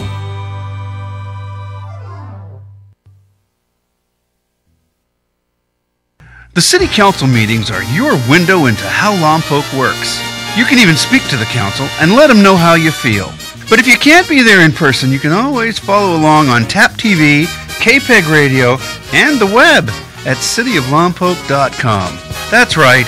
We'll be there on the first and third Tuesday of every month, bringing you all the comments, discussions, and votes.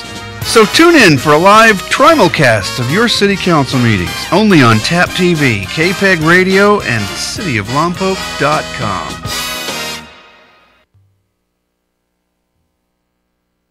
You're listening to the Game of the Week on KPEG. It's halftime, so grab a snack, refresh your beverage, then settle back into your favorite chair. The second half kickoff is coming up soon, right here on 100.9 FM KPEG. Don't have a car? Too far to walk? Bike in the shop? Welcome aboard Colt, the City of Lompoc Transit. Sit back and let us do the driving. Colt serves the communities of Lompoc, Mission Hills, and Vandenberg Village. We offer comfort, low fares, convenience, free transfers, and great service. For more information and free trip planning assistance, give us a call at 736-7666 or visit us on the web at cityoflompoc.com/transit.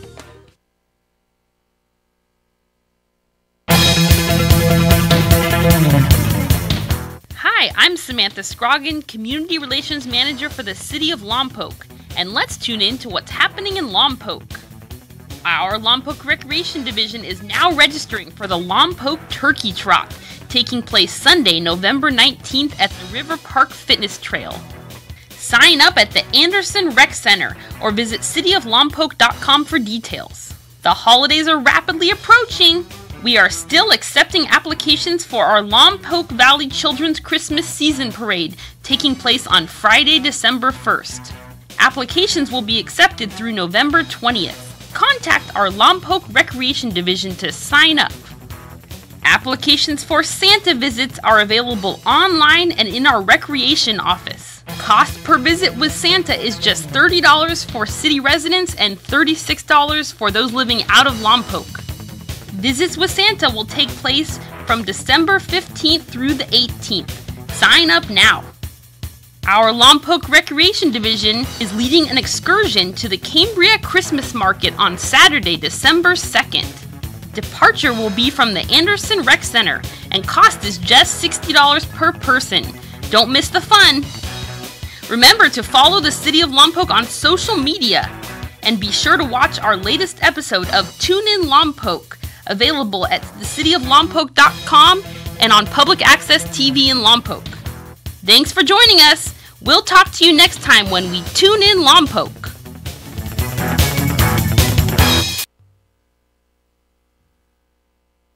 Rich is just a really good guy. The term good egg isn't enough to describe him. He's also certified organic and free range. Rich puts the cap back on everything. The toothpaste, the olive oil, the shampoo, everything. He lets his 10-year-old nephew beat him at virtual tennis, even though he can straight up slay his 10-year-old nephew in virtual tennis. When the toilet paper is running low, Rich replaces the roll on the actual holder, not just on the back of the toilet. Rich is texting and driving. Rich? No. What are you doing, Rich? I was just telling everyone how great you are. Texting and driving makes good people look bad. Visit StopTextStopWrecks.org, a public service announcement brought to you by the National Highway Traffic Safety Administration and the Ad Council. You're listening to the Game of the Week on KPEG. It's halftime, so grab a snack, refresh your beverage, then settle back into your favorite chair. The second half kickoff is coming up soon, right here on 100.9 FM KPEG. I shop and cook for my mom every week. I help my dad pay his bills.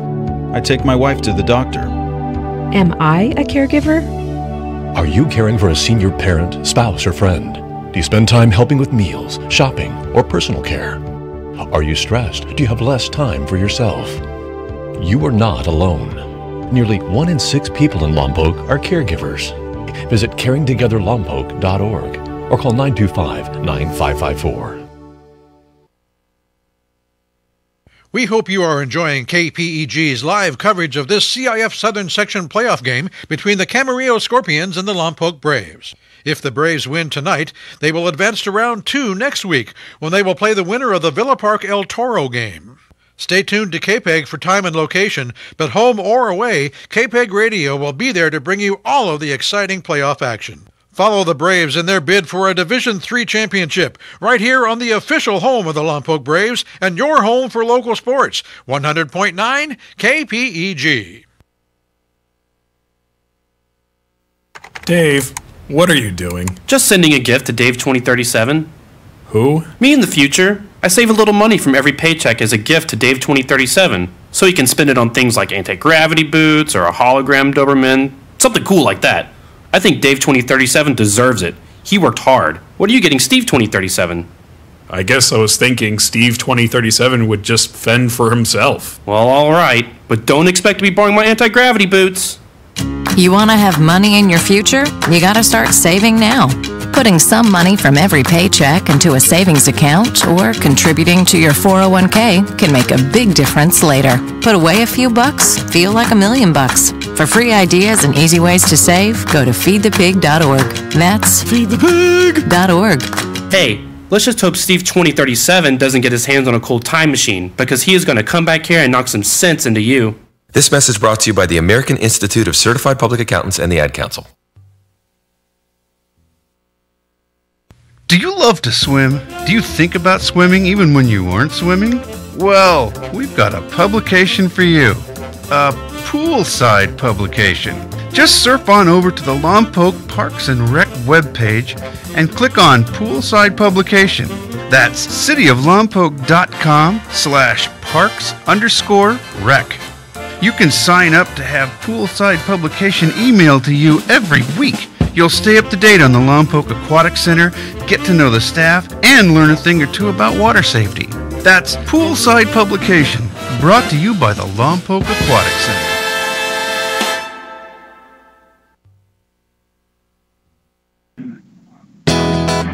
Welcome back to Houck Stadium, ladies and gentlemen. Greg Ratcliffe and Mike Loney bringing you the action in this Division III first-round playoff game between the Lompoc Braves and the Camarillo Scorpions. It's 14-10 Lompoc on top as we begin to start the third quarter. Mike, any interesting numbers jump out at you after the first half?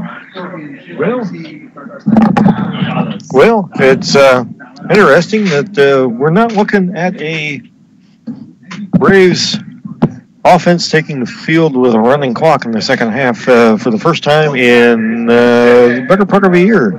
Yeah, that's. I didn't think we'd have a running clock tonight, and that's Braves will be kicking off. In case you were wondering about such things, about the comparative strength of the Los Padres League and the Marmonte, of the 2,178 11-man football leagues in the country, the LPL was ranked 483rd. The Marmonte was 59th. That's a severe disparity in strength right there. It is. Camarillo, of course, coming from that very, very tough Marmonte league. And we're half a dozen points from being the champions. Mm-hmm. 2 plays away from being the champions of that league against such opponents as Oaks Christian and Westlake. Right now, they're giving the Braves all they can handle. It's 14-10 as we get ready to start the third quarter. The Braves will kick off to get things started here in the second half. Ooh, a little chip kick. Trying to catch the Scorpions off guard, but fielded nicely and caught at the 35. Down immediately, however. One of the front line guys peeled off and went back and snagged that out of the air. That was a nice play. We saw the Braves kicking units out on the field at halftime, practicing that very kick. It was well executed, but well covered by the Scorpions, and they'll take over 1st and 10 at their own 35-yard line. Just underway here in the second half. Lompoc leading by 4. And for one of these teams, there's 24 minutes left in their season. And this will be a very, very interesting second half. Scorpions will send 2 receivers up top. And they'll start with the running plays. Ooh. Right up the middle goes Valenzuela. And he refuses to go down, as he quite often does tonight. They'll give him forward progress to the 37-yard line. Mm-hmm. Gain of a couple. A little bit of a gap there when he first went in, but closed up nicely by the Braves defense. Yeah, I think Jelani Henderson was the primary door slammer there. And they go back to the spread.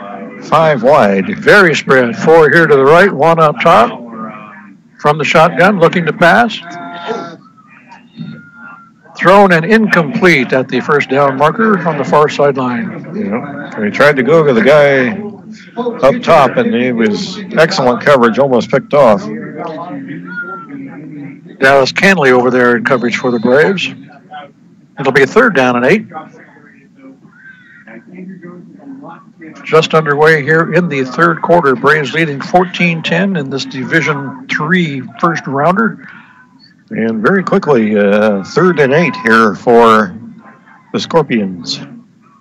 Same formation, 4 wide. Back to pass. Good pressure, now rolling to his right, throwing on the run. This one will be thrown and complete. Nice catch and out of bounds at the 44. First down. Short by about a yard. You're right, Mike. But a good catch there at the sideline. Got a foot down. It'll be 4th and 1 from the 44. And what do you do here if you're the Scorpions, Mike? You bring in the punting team. That's what you do. Yeah. Their defense has been playing much better. I would not have been surprised to see them go for it right there. Well, they could still fake it, but 4th and 1 from their own 44. Manzo back to return. It'd be nice if he could actually get his hands on one. Doesn't happen often these days.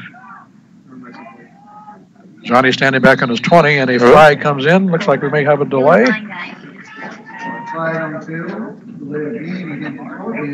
Well, they were trying to draw the Braves off, and it didn't work.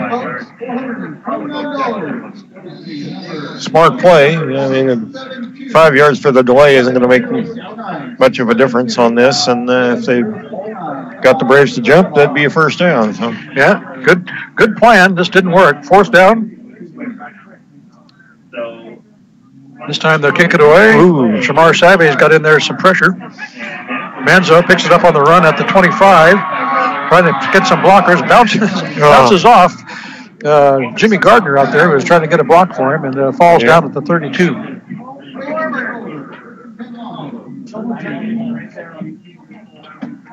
So Manzo with a rare opportunity to bring one back. It didn't work out quite like he had hoped, and it'll be first down Braves from their own 32-yard line. 10:59 left here in the 3rd quarter, just underway here in the 2nd half. This will be Lompoc's first possession of the 2nd half of this game. The good news on that is that the Braves managed to completely shut down the Scorpion offense on their first possession of the half. 2 receivers for the Braves. Nix from the shotgun. Canley in the backfield. Quick pass to Savage is complete. He's out there on an island, however. Breaks a tackle and then drags 3 other Scorpions across the 40 to the 42. Just enough for a Braves first down. And that was all Shamar Savage. Literally out there with no blockers in front of him, 2 defenders. He cut the ball for about a 3.5, 4-yard gain, and then he just started plowing through people. And perhaps that is one of the reasons why Nevada has offered him a scholarship, Mike. Excellent.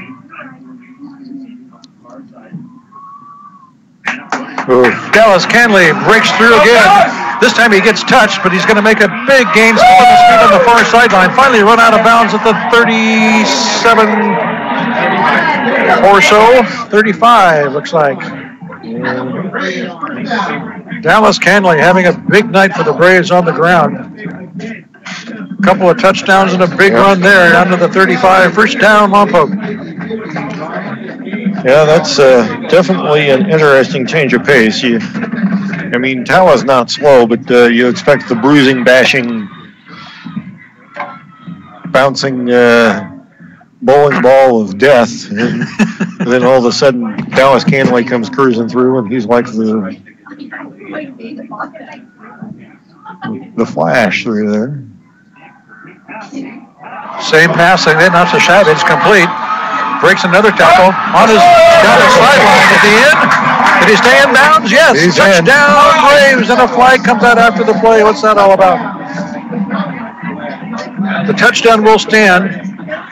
It's exactly the same play. They had Savage out there on an island, caught it all by himself, broke a tackle, sprinted down the sideline, broke a couple more, and he's in the end zone for the Braves TD. I didn't see anything that resembled unsportsmanlike celebration or anything, so we'll have to see what that penalty's about. But the touchdown will stand, and the Braves looks like they're lining up for the extra point as per usual. Might be a sideline warning. Possible. We will wait for an explanation, but first we'll have a point after attempt. Braves will line up in the traditional high snap. Put down by Cortez nicely, though. Silva puts it through the uprights. So with 9:46 left here in the third quarter, the Braves on the board in their first possession of the second half. It's now Lompoc 21, Camarillo 10. And you were listening to the CIF Southern Section Ford Championships right here on your home for local sports and the official home of the Lompoc Braves, 100.9 KPEG. The Braves Radio Network. That's Mike Loney. I'm Greg Ratcliffe. Judy Baker's back in the studio, turning knobs and pushing buttons and doing all sorts of fun things for our listeners and viewers over at kpegradio.com. And the penalty is being assessed against the Braves here on the kickoff, and they will be kicking off from their own 35. Their own 25, excuse me. 15-yard penalty.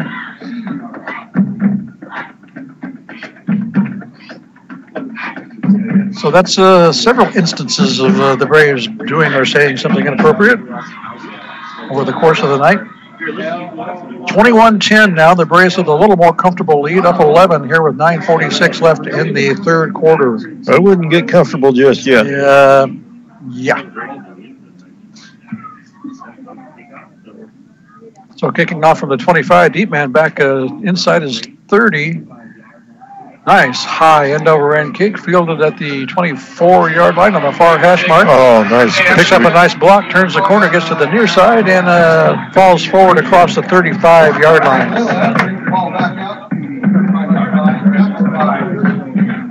So the Scorpions will take over there, 1st and 10 at their own 35 with 9:39 left here in the third. That was Valenzuela with the ball and picked up about 10 or 11. I'd like to take a moment and thank our good friends over at Sunset Auto Center for being with us tonight. Thank you to George and Cheryl Bedford, all the gang over at Sunset, for being a part of our broadcast team this season and this postseason. Thank you so much to Sunset Auto Center for your support.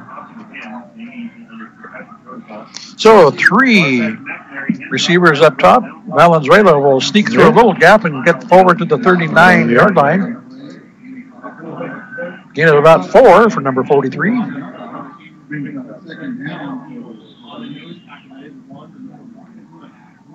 Second and 6 now for the Scorpions.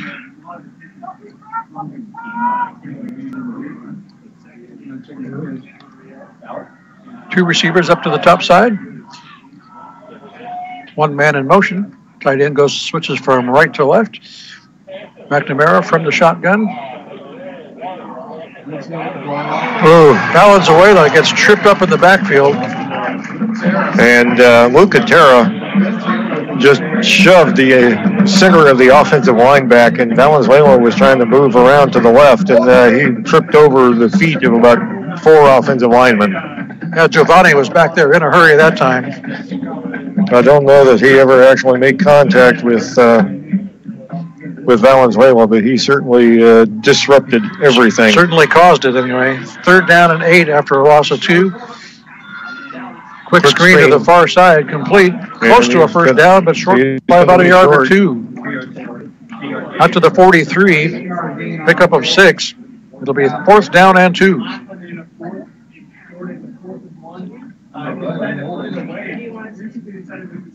Ball's at the 43. They need to get to the 45. And again, I wonder, especially now down 11, do you think about going for this? And they are. 4th and 2 from their own 43. Big play here. Braves defense needs to come up with a stop. Connor Hayes in on defense. Valenzuela. Tackled in the backfield. Jelani Henderson came slashing through and stuck him in the ground. And what a play by Henderson to bring this possession to an end. And getting some well-deserved high fives on the sideline as Henderson comes off the field. That kind of reminded me of a CIF championship winning tackle that we had down in the south end zone a few years back. Ooh. Yeah. Except I think Jelani's a little bit bigger. We'll turn around and go the other way. Braves now with possession on downs, 1st and 10. Manzo taking the sweep, gets a gap to the 30. Oh, he's got some blockers. Blockers in front. And down to the 4-yard line. Go Johnny Manzo on the jet sweep. And he had blockers out in front of him, including Toa Tawa out there, made a nice block on the edge. Crushed the guy. Well, yeah, that's what he does. So the Braves in business, 1st and goal. The ball just inside the 5-yard line, almost to the 4. 37-yard jump there. Clock running, 7:20 left here in the 3rd quarter. Braves will line up in the full house for the first time this evening. Toa Tawa off a right tackle. Is he in? No. They're saying he's down just shy of the goal line. That's about missed it by a skosh. Yep. Tom, we're thinking of you. Yep. All due credit, Tom Gerard. 2nd down and goal from inside the 1. And they have started figuring out that you don't try and tackle Toa high. You tackle him at the ankles. And hope he doesn't land on you too hard. Again from the full house. And Xavier Nix will keep it on the QB sneak, and he's in. Touchdown, Braves! That makes it 27-10. This one's starting to lean a little bit more in Lompoc's direction.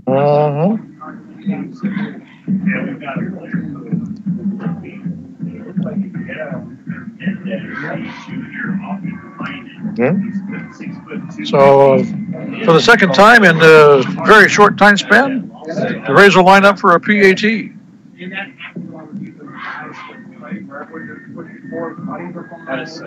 Anthony Oliver, the Braves, limping off the field a little bit here. Kick from Silva is good. Flag comes in after the kick.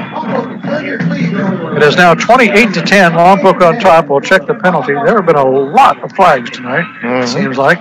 Should note that we have an out-of-area crew for both teams. Group from Glendale tonight.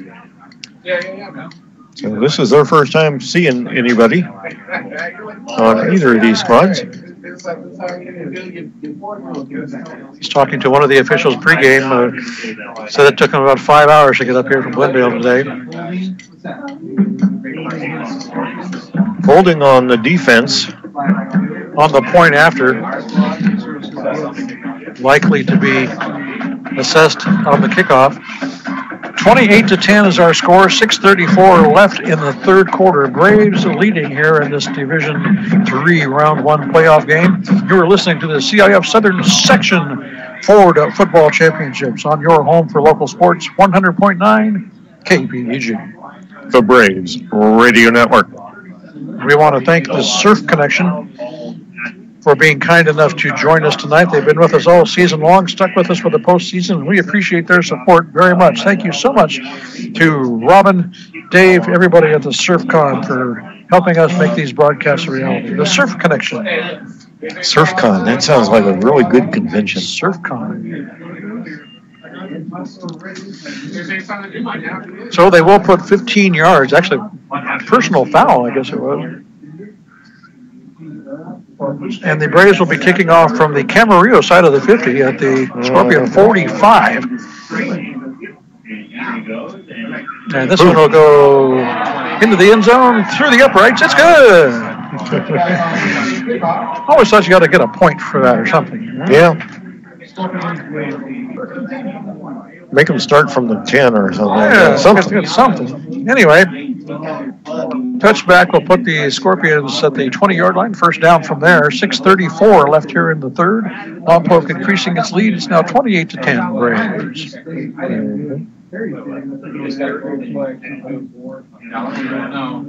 Again, folks, if the Braves can hold on to this lead and win tonight, they would advance to round two, playing the winner of the Villa Park El Toro matchup, playing down south tonight. Scorpions hand out to Valenzuela. He will take a spin and then get spun.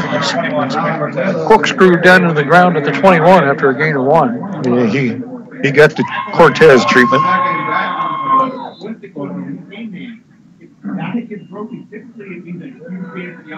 They'll give him 1 on that play. It'll be a 2nd and 9 from there. Very short one. That was. We are halfway through the third quarter, 6 minutes remaining. Camarillo has 4 receivers, 3 to the top, 1 here to the short side of the field. McNamara looking left all the way, throwing deep, got a man at midfield, broken up at the last second, incomplete. Johnny Manzo right there to knock that one away. Well done. Yep.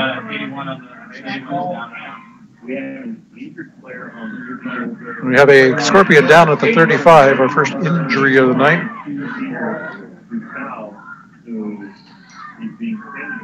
Incomplete pass brings up 3rd down and 9. We've got training staffs coming out to take a look at the injured Scorpion. He now rolls over on his back.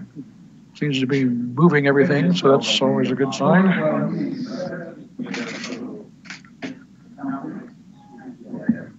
Anything new on some scores, Mike, while we have a moment? Oh, well, we've got Rio Grande trailing Oaks Christian 42-6, an Oaks Christian team, by the way, that just barely beat this collection of Scorpions. Golden Valley now up 15-0 over Napomo. Damien 28-7 over Paso Robles. Santa Maria continues to roll. They are up 35-14 at the half over Carpinteria. Go Saints. Antelope Valley defeated Rigetti 39-18. Let me see if we've got some scores from other places. Okay. We've got Newberry Park has closed it up on Citrus Hill. That one's 28-14. St. Francis leads Lucerna 24-21. Rancho Verde 21-8 over Oak Hill. Back to action here. Screen to Valenzuela, wrapped up and tackled for a loss.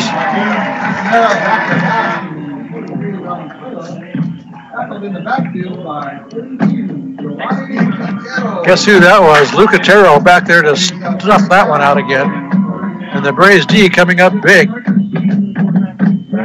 Big loss back to the 15-yard line. It'll be 4th down and 15. The defense has been superb tonight. Scorpions punting from their goal line. Manzo back deep. They'll take this one at the 48-yard line. Cuts it up the hash mark, got a little room. And brought down to the 33. Return of about 20 yards for Manzo. And the Braves will be in great field position. 1st and 10 at the Scorpion 33-yard line with 4:57 left here in the third. And he just took that one and headed straight up the field. And 28-10 our score. The Braves on top. and looking to add some more to that right now. Lompoc begins their 10th possession of the game. Nix from the shotgun. Tawa, the deep back. Straight up the middle goes Toa Tawa across the 30 and down to about the 28. About 6. Nothing fancy about that. Hand it to 35 and get out of the way. Yep. Tawa comes out. Manzo will come out in favor of Ryan Morgan. See, Canley's in there at the deep back behind Rainey. Nice to see Colin Ranny back in after that thigh injury he had there for a few weeks. Does a good job there in that fullback slot. Dallas picking up big gains every time he touches the ball tonight, and he's going to get close in the middle, down to about the 24. I think he's going to be a little shy. Big pileup of humanity there in the middle of the field. It's going to be half a yard short, maybe? Yeah, well, I'll call it 3rd and 1. 3:45 left here in the 3rd quarter. And I would be very surprised if the Braves were not in 4-down territory here if they don't get this 3rd down. Tawa in. Would not be surprised if he got it. Or we could have a quarterback sneak again. Yeah, that'll work too. And it does. And it does indeed. Actually, a defender came in to make a tackle and pushed Xavier Nix forward an extra yard. 3:24 remaining here in the 3rd. It'll be 1st down Braves from the 22 of Camarillo. 28-10 our score. Braves leading and looking for more at the moment. Chance to break this one wide open. Yeah, another score here would really put the Braves in a good place. Especially the way their defense has been playing tonight. Yeah. And whistles. Delay of game. What do you know?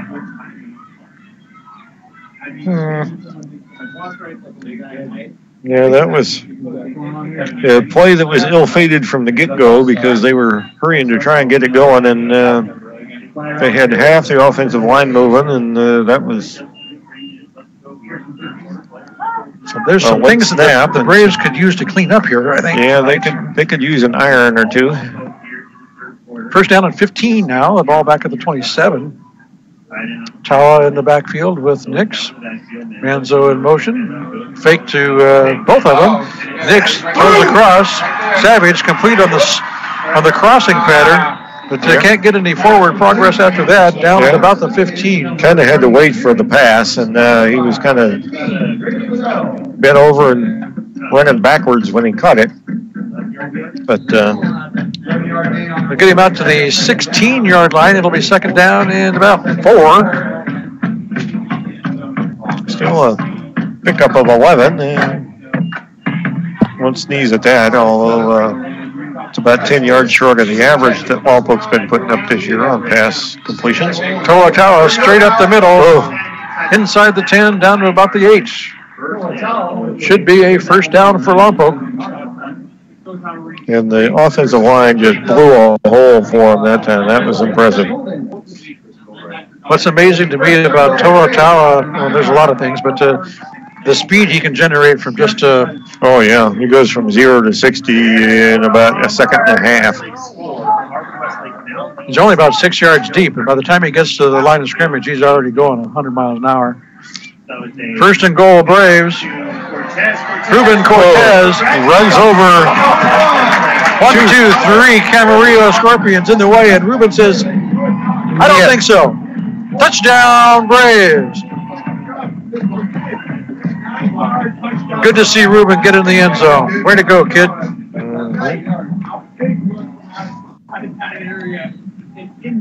And that could be the one that does it. I don't know if the Jello's getting hard, but or the butter's getting hard, but the Jello is jiggling just a tad. Yep. Kick is away and good. 1:25 left here in the 3rd quarter. Lompoc pulling away. It's now Braves 35, Scorpions 10.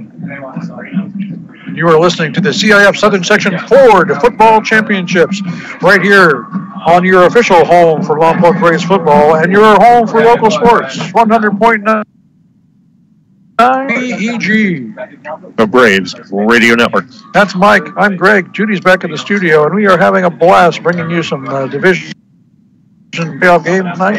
Hope you're enjoying it. Don't forget you can catch us on the web as well at www.kpegradio.com. Bunch of 8-man going on this week, and if you want to know where the power in California 8-man is, check around Santa Barbara, San Luis Obispo counties. The Mount Pinos League, Villa Park, the Villanova Prep out of Ojai is the league champion and number 1 ranked in the state. Orcutt Academy was the runner-up. They're 4th in the state. Kate was 3rd, and they're 7th in the state. Goodness. Kickoff fielded at the 13. Up the far hash mark goes Valenzuela, and he'll get out to the 28-yard line before he's brought down. Thatcher in Ojai is the other team in the league. They're cleared down at 40th out of 111 teams. Nice stop by Mr. Coleman on that one. Scorpions will take over 1st and 10 at their own 29-yard line. They've got a minute and 20 till the end of the third quarter. Braves now up by 25. It's 35-10. Excellent time for a turnover, Greg. Yeah, 2 receivers to the near side. McNamara from the shotgun. Gives the ball to Valenzuela. Nothing in the middle. Cuts it to the outside. And up Jimmy Gardner. Tackle by Jimmy Gardner. Slices through and gets him by the ankles. Valenzuela hit the middle. There was nothing there. He bounced back and was trying to take it outside, and Gardner probably covered 20 yards to take him down for a loss of about 3 inches. And Gardner got there in such a hurry. You're right. He covered some ground fast. This Braves defense is just really impressing me more and more every week. They are solid. As if their offense wasn't powerful enough. You put them with a defense like this, and this team's going to be tough to stop. Sweep out here to the near side. Out of bounds, driven there by Jimmy Gardner. 4-yard gain on the play.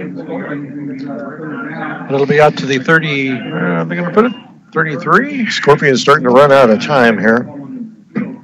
Gain of about 4, 3rd and 6. 33.4 seconds left here in the third quarter. You're right, Mike. Camarillo is going to need to start scoring some points here in a hurry if they want to get back in this thing. 3 receivers up top. 1 here to the short side of the field. McNamara rolling to his left. Plants, throws. Complete. And down instantly at the 44-yard line. Nice catch. You really had to get down to get that one. And just did manage to get his hands under it. That's number 18, Jaden de Guzman. They'll put it at the 43. First down for the Scorpions from there. Clock running. 20 seconds left here in the third. 3 receivers again here to the near side. 1 up top. McNamara dumps off an inside screen. Complete. Dallas Canley right there to destroy that one, though. That had some potential to actually get some serious yardage. Yeah, that was potential energy being converted into kinetic energy there. Your science class for tonight. 3 quarters are done here at Houck Stadium. And the Braves are leading 35-10 over the Camarillo Scorpions. You are listening to the CIF Southern Section Ford Football Championships on your home for local sports, 100.9 KPEG. The Braves Radio Network. We want to thank one of our sponsors tonight. Thank you so much to Dr. Mark Wilkerson and all the gang over at Wilkerson Chiropractic for signing up with us. They've been with us all season long, stayed with us for the postseason, and we appreciate your support of Lompoc Braves football and local community-based radio. Wilkerson Chiropractic. And I'm going to say that was a gain of 1 there. So we'll switch directions, and the white-clad Scorpions will move from south to north, from right to left on your radio dial. Low snap picked up. McNamara, good protection this time. Oh, throw is incomplete. Well, Vaughn Coleman managed to get a hand on that, dropping back from his linebacker spot, and we were trying to get it to number 8 out here, who was covered by Canley, but Mason Brown, their number 1 receiver, and that was Luke Cotero and Corrales have just been tearing up the offensive line tonight. I mean, it was 3rd and 9. 3 receivers up top. Looking deep down the right. This one is complete. Takes a tackle at the 45. 1 man to beat. Shamar Savage will knock him out of bounds, however. But he'll get all the way down to the 31-yard line of the Braves. Big play by the Scorpions. Morgan went for the interception and couldn't quite yank it out. And fortunately for the Braves, Shamar there to knock the receiver out of bounds, or else he'd be dancing in the end zone right about now, because Shamar was the only guy left. 1st down, they'll put it at the 30-yard line. Quick pass across the middle, complete, but caught it on a knee at the 24, so the play is down. Nice gain, though, of about 6, maybe 7. Yeah, again, 6. 2nd down and 4 from the 24. Clock running, 11:25 here in the final quarter. Braves up 35-10. Scorpions on the move a little crucial possession for Camarillo. Valenzuela, nowhere to go, cuts it back inside, and will finally get down at about the 22 after a gain of a couple. Short of a 1st down. And he's hard to find, but he's taking some hits. And we have a Lompoc player down at the 20-yard line. Don't know who that is yet. We'll find out here in just a second. Trying to get up, and they're holding him down. So, training staff out. Take a look at this. Clock stopped now with 11:02 remaining here in the fourth quarter. I think that may be Corrales, because Nick Jones has come out onto the field.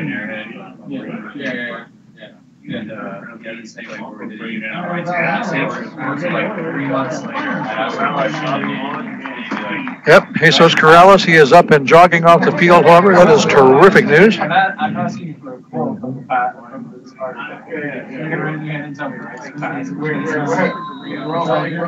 So back to the business of football. It's 3rd down and 2 for the Scorpions on the Braves 22.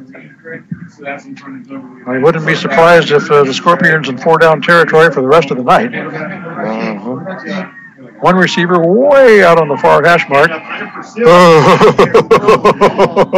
Toa is doing push-ups on the 35 as he just missed getting McNamara in the backfield. Yeah, and McNamara just kind of flung that ball out there, and the only guy close to it was wearing blue, and he was racing for it, but couldn't quite get there. But if he had picked that off, he was gone. Oh, there was literally nobody between him and the 70 yards of green. But it falls incomplete. Penalty on the play, and I think they're going to get Tawa for unsportsmanlike conduct for the push-ups. Really? Well, yeah, there's 4 of us. We have 2 statisticians. So you stop them on taking the 4th and 2, and we give them a 1st down at the 11. Okay, that's not good. In the red zone, receivers on the far side. 10:43 remaining. Throwing to the end zone on the far side, to the corner, incomplete, overthrown. Past the corner. Ball makes it all the way to the track. A little bit overthrown. Just a bit outside. Just a bit. 2nd and 10 from the 11. Clock stops with 10 minutes and 38 seconds left here in the 4th quarter. Lompoc leading 35-10. And an official timeout. So we have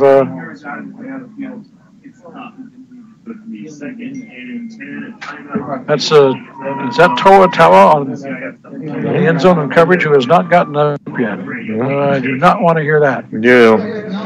By the way, Villa Park continues to crawl back into the game. They are now trailing 36-24 in the third quarter. Okay. That's good news, and it's also much better news that Toa Tawa is walking off the field. Walking off a little gingerly. He's not running off the field by any means, but he's upright, and that's good. Being escorted by the training staff, and we will hope that is nothing too serious. 2nd and 10 for the Scorpions from the 11 after the incomplete pass. See if he gets over to the training table or what the deal is with him. We'll keep you posted on that.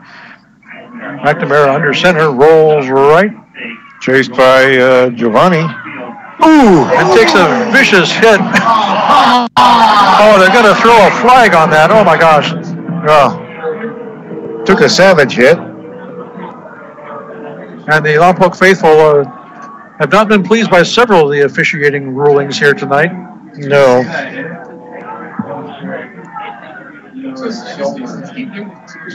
The hit was right when he was, McNamara was getting rid of the ball. There was really no time to pull up on that.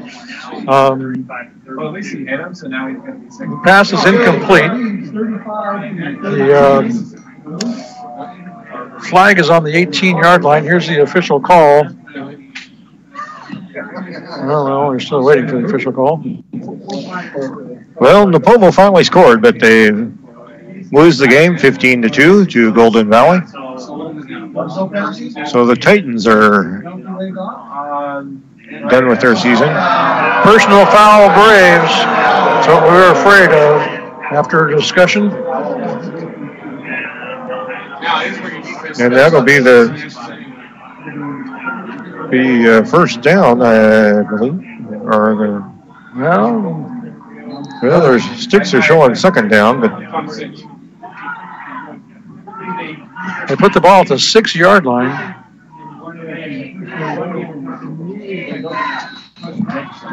10:31 remaining here in the fourth. The sticks are still showing second down. The scoreboard shows first. I think the chains are down. Allen's away. The knife's into the end zone. The down doesn't make any difference because the Scorpions are in the end zone. Touchdown, Camarillo. And the Braves fans really aren't going to like that. No.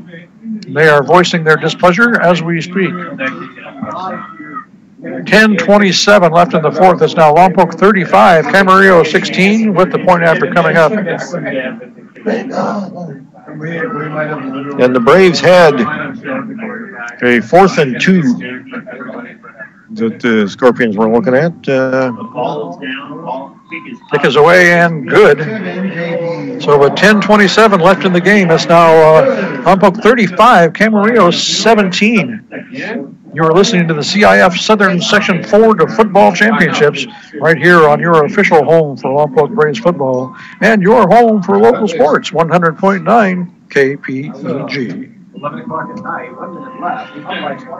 You're right, Mike. The Braves defense have got Camarillo to a 4th and 2. They got, I guess, an unsportsmanlike to half the distance, and then a personal foul for a hit on the quarterback, and all of a sudden the Scorpions are in the end zone. Indeed. Oaks Christian is up 42-13 on Arroyo Grande in the fourth quarter. Harvard Westlake and St. Joe are having a barn burner. St. Joe leads 35-32 in the fourth quarter. Paso has scored again, but Damien is still up 35-14 in the third quarter. Santa Maria, Carpinteria is still the last score we had, 35-14 at half. That final 15-2 Golden Valley over in Pomo. And Antelope Valley defeated Rigetti 39-18. And evidently we had another penalty.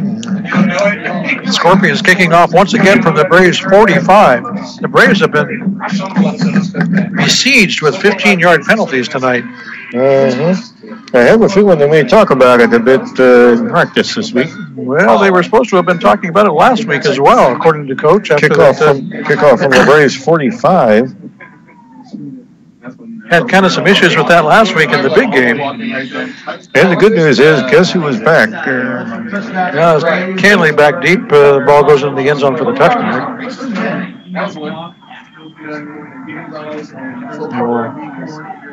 We'll take a look and see if number 35 comes out for the Braves.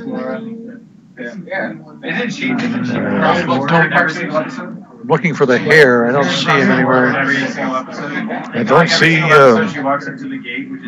He's not on the field. I don't see him on the sideline either. I don't see 10:27 here in the fourth quarter as the Braves take over on their own 20. Canley, the deep back. Nix under center. Fake to Canley. Quick pass to Ranny, complete. And Ranny rumbling down the near sideline and out of bounds at the Braves' 46-yard line. Rumbling Ranny. I like it.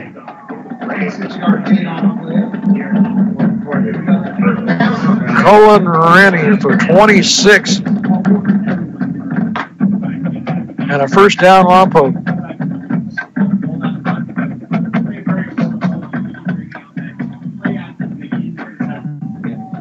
Out of bounds, stops the clock with 10:18 remaining. Tight formation for the Braves. Canley, the deep back, tries to cut it to the outside. Gets tackled after maybe a half a yard gain. Good leverage there by number 19, Colby Downing. Kept him from bouncing it.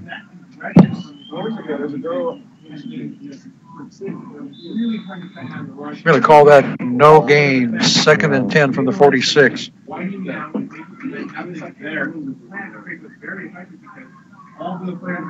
Still do not see number 35 anywhere. Yep.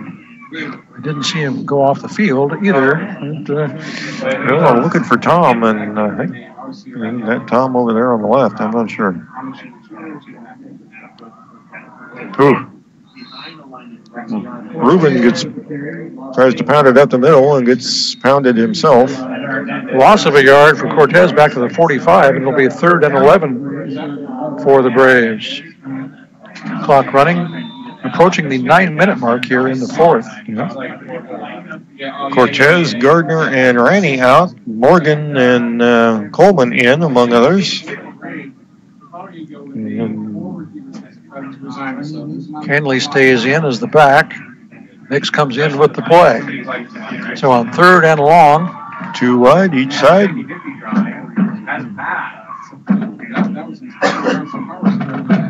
Morgan in motion. Pass complete to Johnny Manzo, but tackled immediately after the catch at the 47-yard line of the Scorpions, short of a first down by a couple, however. It'll be 4th and about 2.5, maybe 3. It looks like the Braves are going to play it safe here and kick this one away.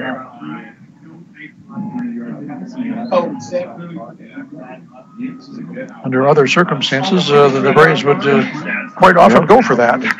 Yeah, well, Ruben is back to punt again, Ruben Cortez, and so they wait for 2 more guys to run out onto the field for this. Yeah, it works better if you have 11 on the field.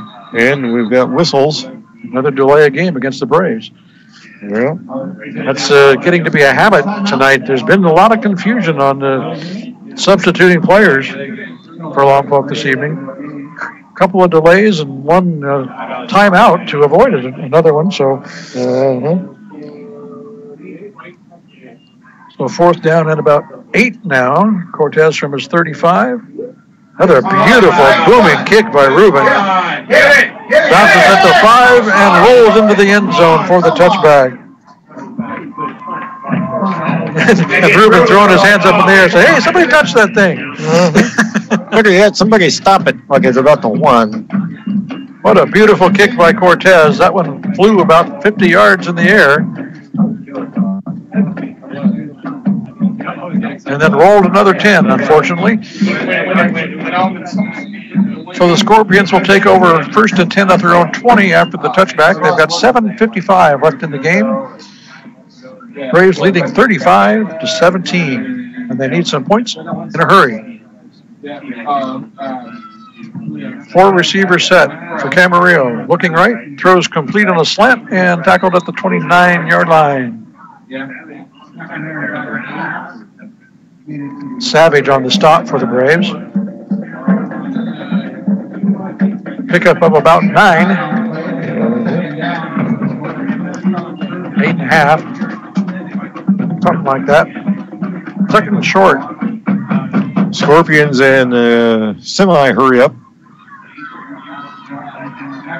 Trying to set up a screen. And dropped it.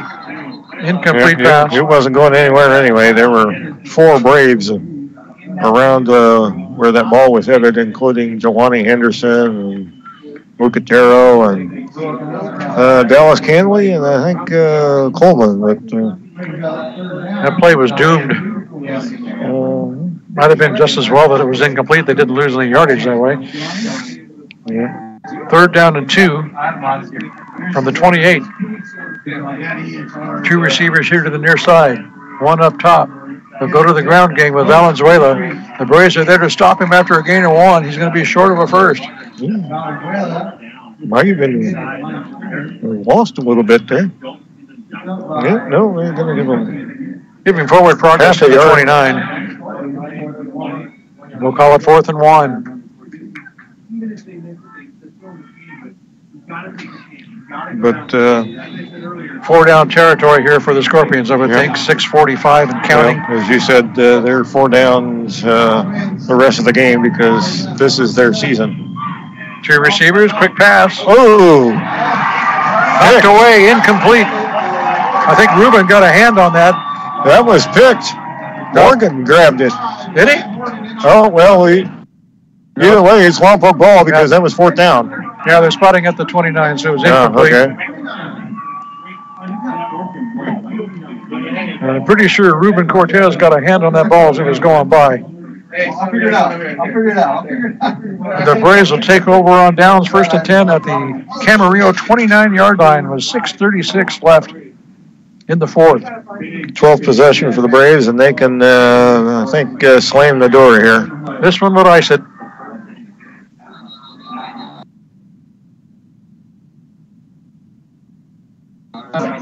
Again, I think there was some confusion as to personnel.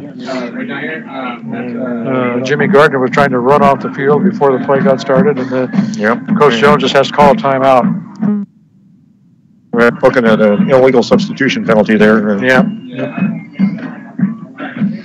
6:36 remaining here in the game. So while we have a moment, let's take a minute to thank all of our sponsors one more time. We appreciate their support. Remember, folks, it's our sponsors that make these broadcasts a reality. I want to thank the Box Shop, Frederick Quality Plumbing, the Pizza Garden, Sunset Auto Center, the Surf Connection, and Wilkerson Chiropractic. Thank you to all of our sponsors for being with us this postseason. We appreciate your support. Oaks Christian has defeated Arroyo Grande 42-13. Santa Maria up on Carpinteria 35-14 in the 3rd quarter. Paso Robles has gotten a little bit closer. It's 35-21 Damien in the 4th quarter. St. Joe is up 42-32 in the 4th quarter over Harvard Westlake. And the Braves will line up 1st and 10 at the Camarillo 29. Nix makes the handoff, keeps it himself, goes off right tackle, and plows forward all the way down to the 20-yard line. Pickup of about 9, maybe 8. Depends on where they put that. They're going to stick it right at the 20-yard line, so it'll be 9. 2nd and 1 from there. Clock running. We're approaching the halfway mark here in the 4th and final quarter. Nix hasn't really run it a whole lot this year, but he definitely is capable of doing so.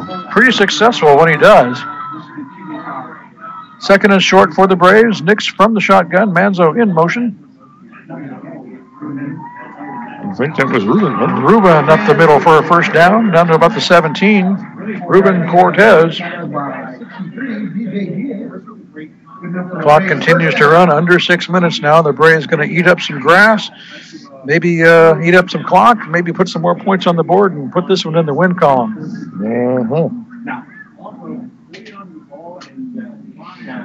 Things looking pretty good right now for Lompoc's second round appearance next week. Yeah, and the Lompoc defense, with the exception of penalties, has been spectacular in the second half. Superb.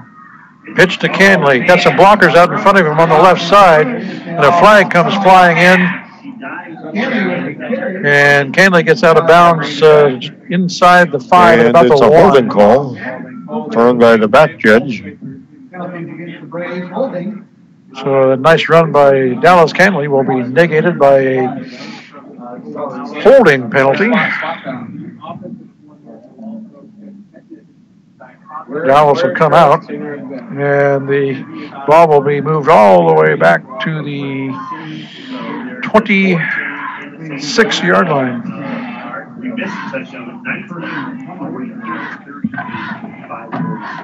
5:16 remaining here in the fourth quarter. Still first down. That's the good news. First and 20. Yeah, that's the bad news. Nix from the shotgun. Manzo will take it on the sweep, and he's going to get buried. And then take it on the chin as he got pounded. He's going to lose a couple back to the 28. We're seeing that poor substitution for advancement, Greg, that retrograde motion thing. Second down now, second and about 22 for the Braves. We need to get all the way down to, what, about the 7 or so?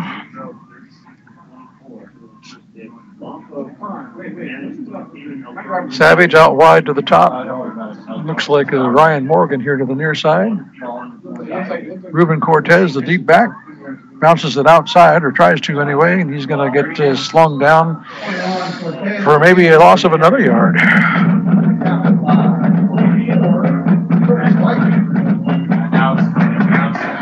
Move it back to the 29. Move it back to the 30 officially. So third down about 24 or so. The good news is the clock is continued to run. 4 minutes left, as a matter of fact. 4 minutes left in the game. Braves up 35-17. I think they're more interested in burning clock than they are scoring points at the moment. And I believe that's Toa over there on the training bench, Greg. Yes, you're absolutely right. There he is. 3:40 and counting. Timeout Braves. Stops the clock with 3:40, as Mike said, 35-17. The Braves on top, holding on, trying to advance to round number 2 next week. This is definitely survive and advance football. Yeah, in D3, any team is a tough opponent. There are no easy outs. Any new word on the Villa Park El Toro game, Mike? That's the one we're really interested in this evening. No, but Charter Oak beat Crespi 55-14. When Crespi is the 16 seed and gets beat 55-16, you know you in the deep trees. You remember Crespi, Mike? Indeed I do. Yeah. So did the Braves. When a team the quality of Crespi is the 16th seed in the playoffs, that's the last seed, by the way, you know you were in a tough division. Well, yeah, we're here 35-17, late in the fourth quarter at Houck Stadium. And the last score we have from Crespi, or from Villa Park, is El Toro still up 36-24 in the third. Third and long now for the Braves. wide open. Dix has Savage in the end zone. Touchdown, Braves. And Shamar Savage got 5 yards behind everybody. And Dix hit him in stride.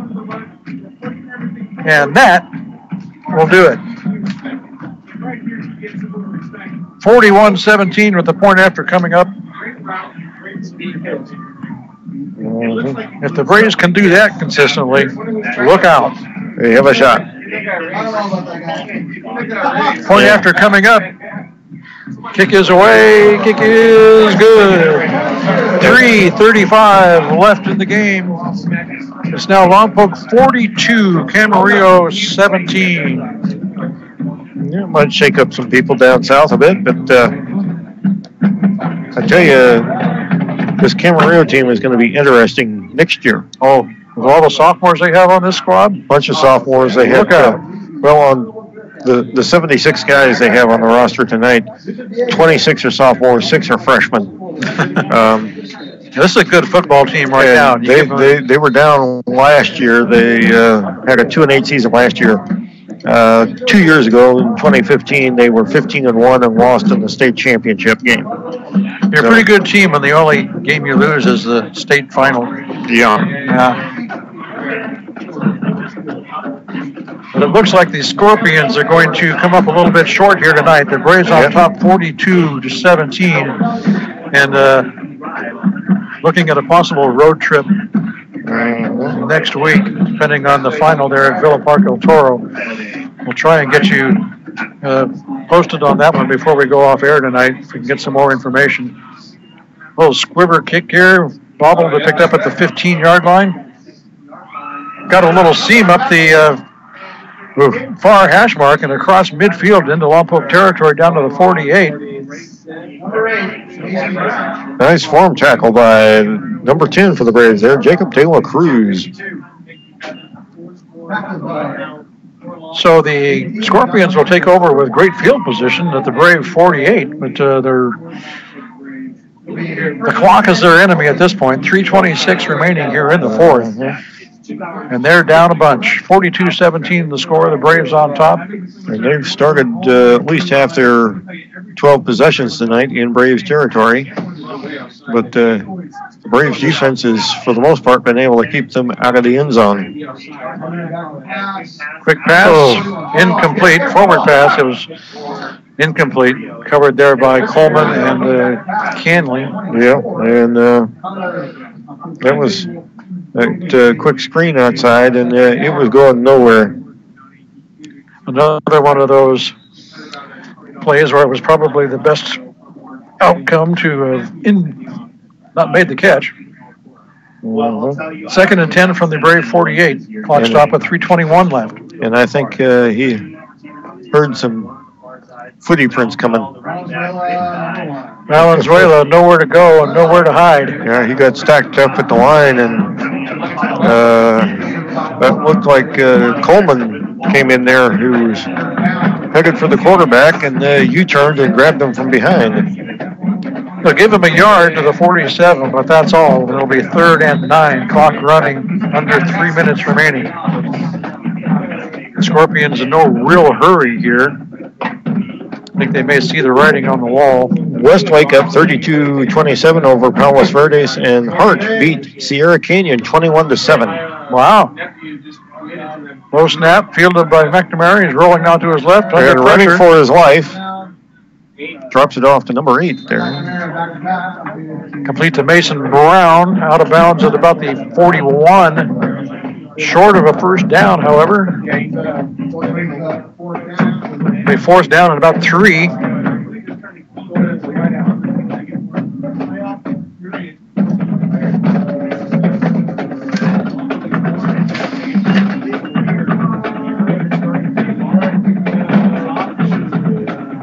Hart beat Sierra Canyon, you said. Indeed. That's an upset right there. A little bit. 2:31 remaining here, and looked like had a bit of a delay for either an equipment problem or medical. I'm not sure which. I think it was an equipment Clock problem. should start on the whistle. And there we go. McNamara rolling right. Throws on the run. This will be incomplete at about the 15-yard line. Double coverage. He threw it into a crowd. There was 2 receivers and a couple of defenders back there in the area. Canley and Morgan.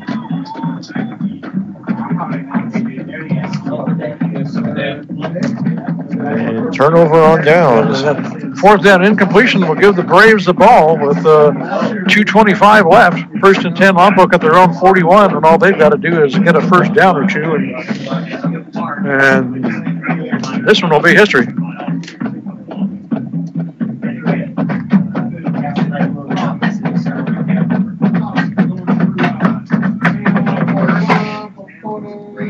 Two receivers wide.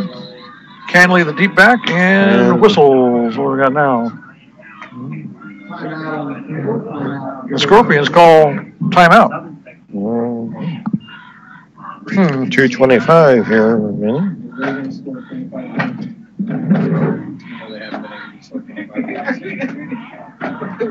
So it looks like the Braves will survive tonight against a very tough Camarillo Scorpion opponent in round 1. And live to play again next week. Which looks like it's going to be a long, long, long road trip, Craig. You're telling me I better pack a lunch? Yeah. Maybe dinner and a compass. That doesn't sound good at all. Dallas Canley, this looks pretty good, however. Ooh. Oh. Brought down by the hair. Ball is loose, however, and recovered by Camarillo.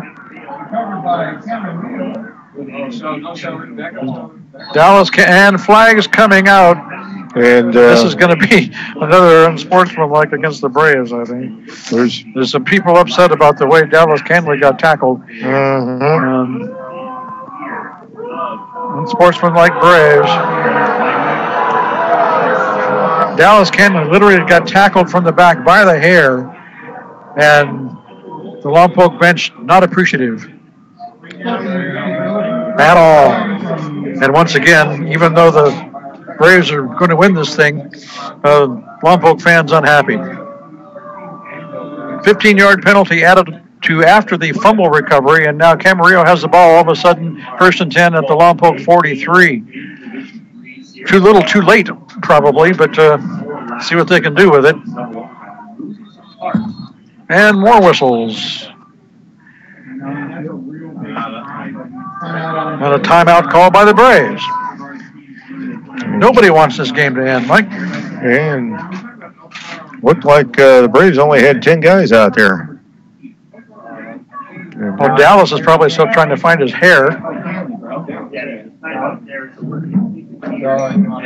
2:17 left here in the 4th quarter. Braves up 42-17. Timeout on the field. Speaking of 4th quarter, Greg, in the 4th quarter, El Toro 43, Villa Park 31. Oh my.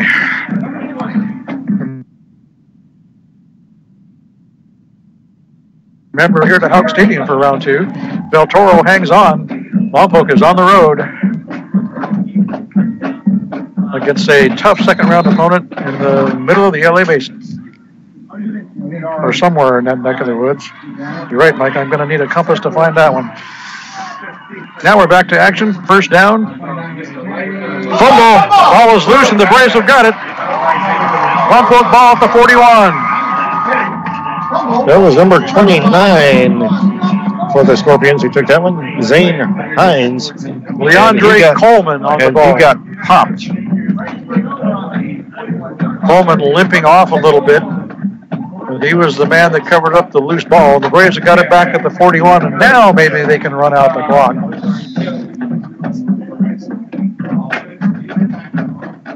First down, Lompoc at their own 41. 2 minutes, 11 seconds remaining. It's a 42-17 Lompoc lead. And what has been a fairly decently played game has gotten really, really sloppy here in the 4th. It's been marred by some pretty serious penalties that need to be addressed.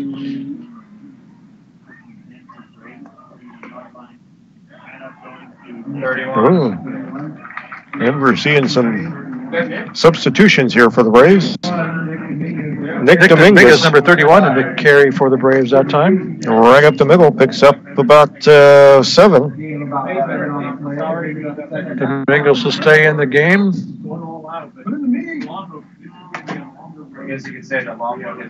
Ball now at the 48-yard line, 2nd down and 3. Minute 40 left. Braves in no hurry at all. Tuatella still over on the training bench, although nobody's really attending to him. He just kind of spectator mode right now. Appears to be okay. Morgan on the end around, dragging a player, and finally goes down to the 38. First down, Lompoc. And that ought to just about do it. Camarillo does have a pair of timeouts left. They don't seem to be inclined to use them, however. First down, Lompoc at the 39. Just over a minute remaining. Citrus Hill beat Newberry Park 56-35. St. Francis beat Lacerna 31-27. The Braves in your favorite formation, Mike. The victory formation. La Victoire. Xavier Nix takes a knee. 50 seconds and counting. One more knee ought to do it. And that's a bad sight right there. Toa on the sideline, not putting any weight on his left leg. Looks like he's stretching it out. One more knee by Xavier Nix, and this one is done. 20 seconds left, but it doesn't matter. The teams are gathering at the 50. And there's Toa being assisted on the sideline, limping with no weight at all on his left leg to go out and shake hands. That could be a story. Indeed.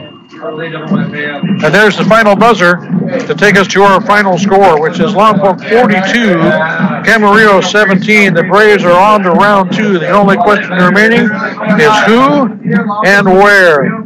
Well, and who will be able to play? That's another question. Santa Maria is up on Carpinteria 49-21. Go Saints! Way to go!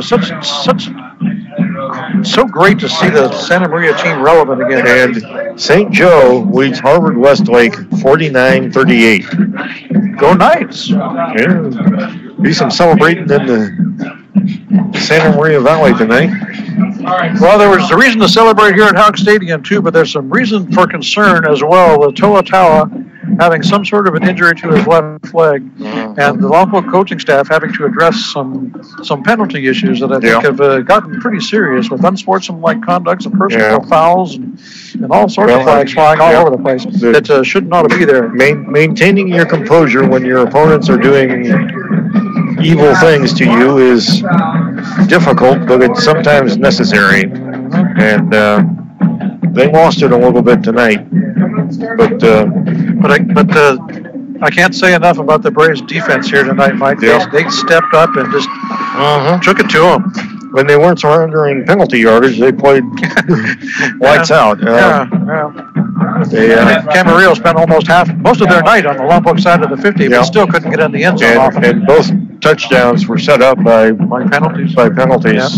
Usually several penalties, and very similar to Cabrillo's penalty. And even the field goal was touchdown last week. And even the field goal was assisted by a penalty.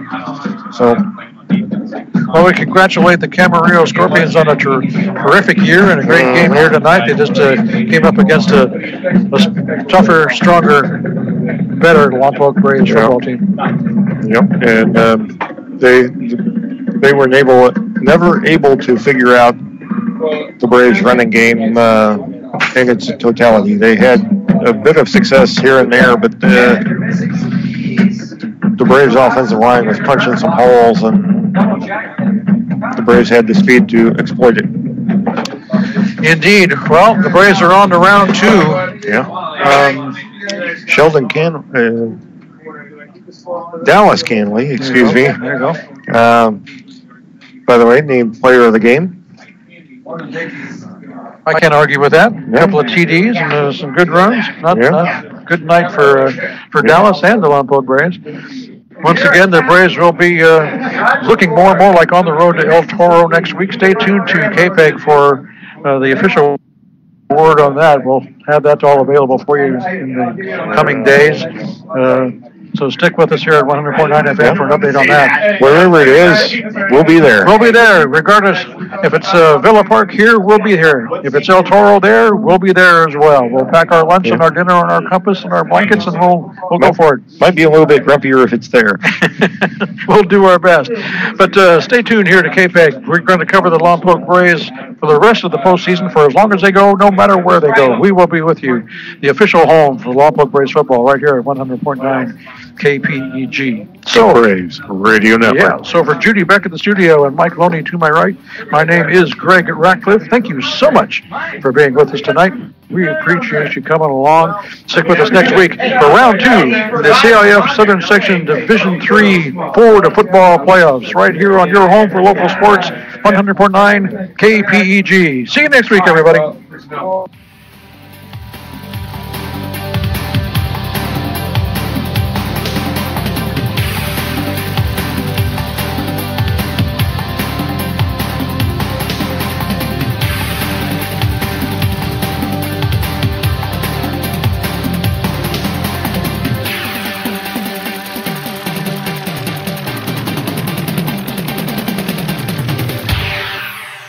A great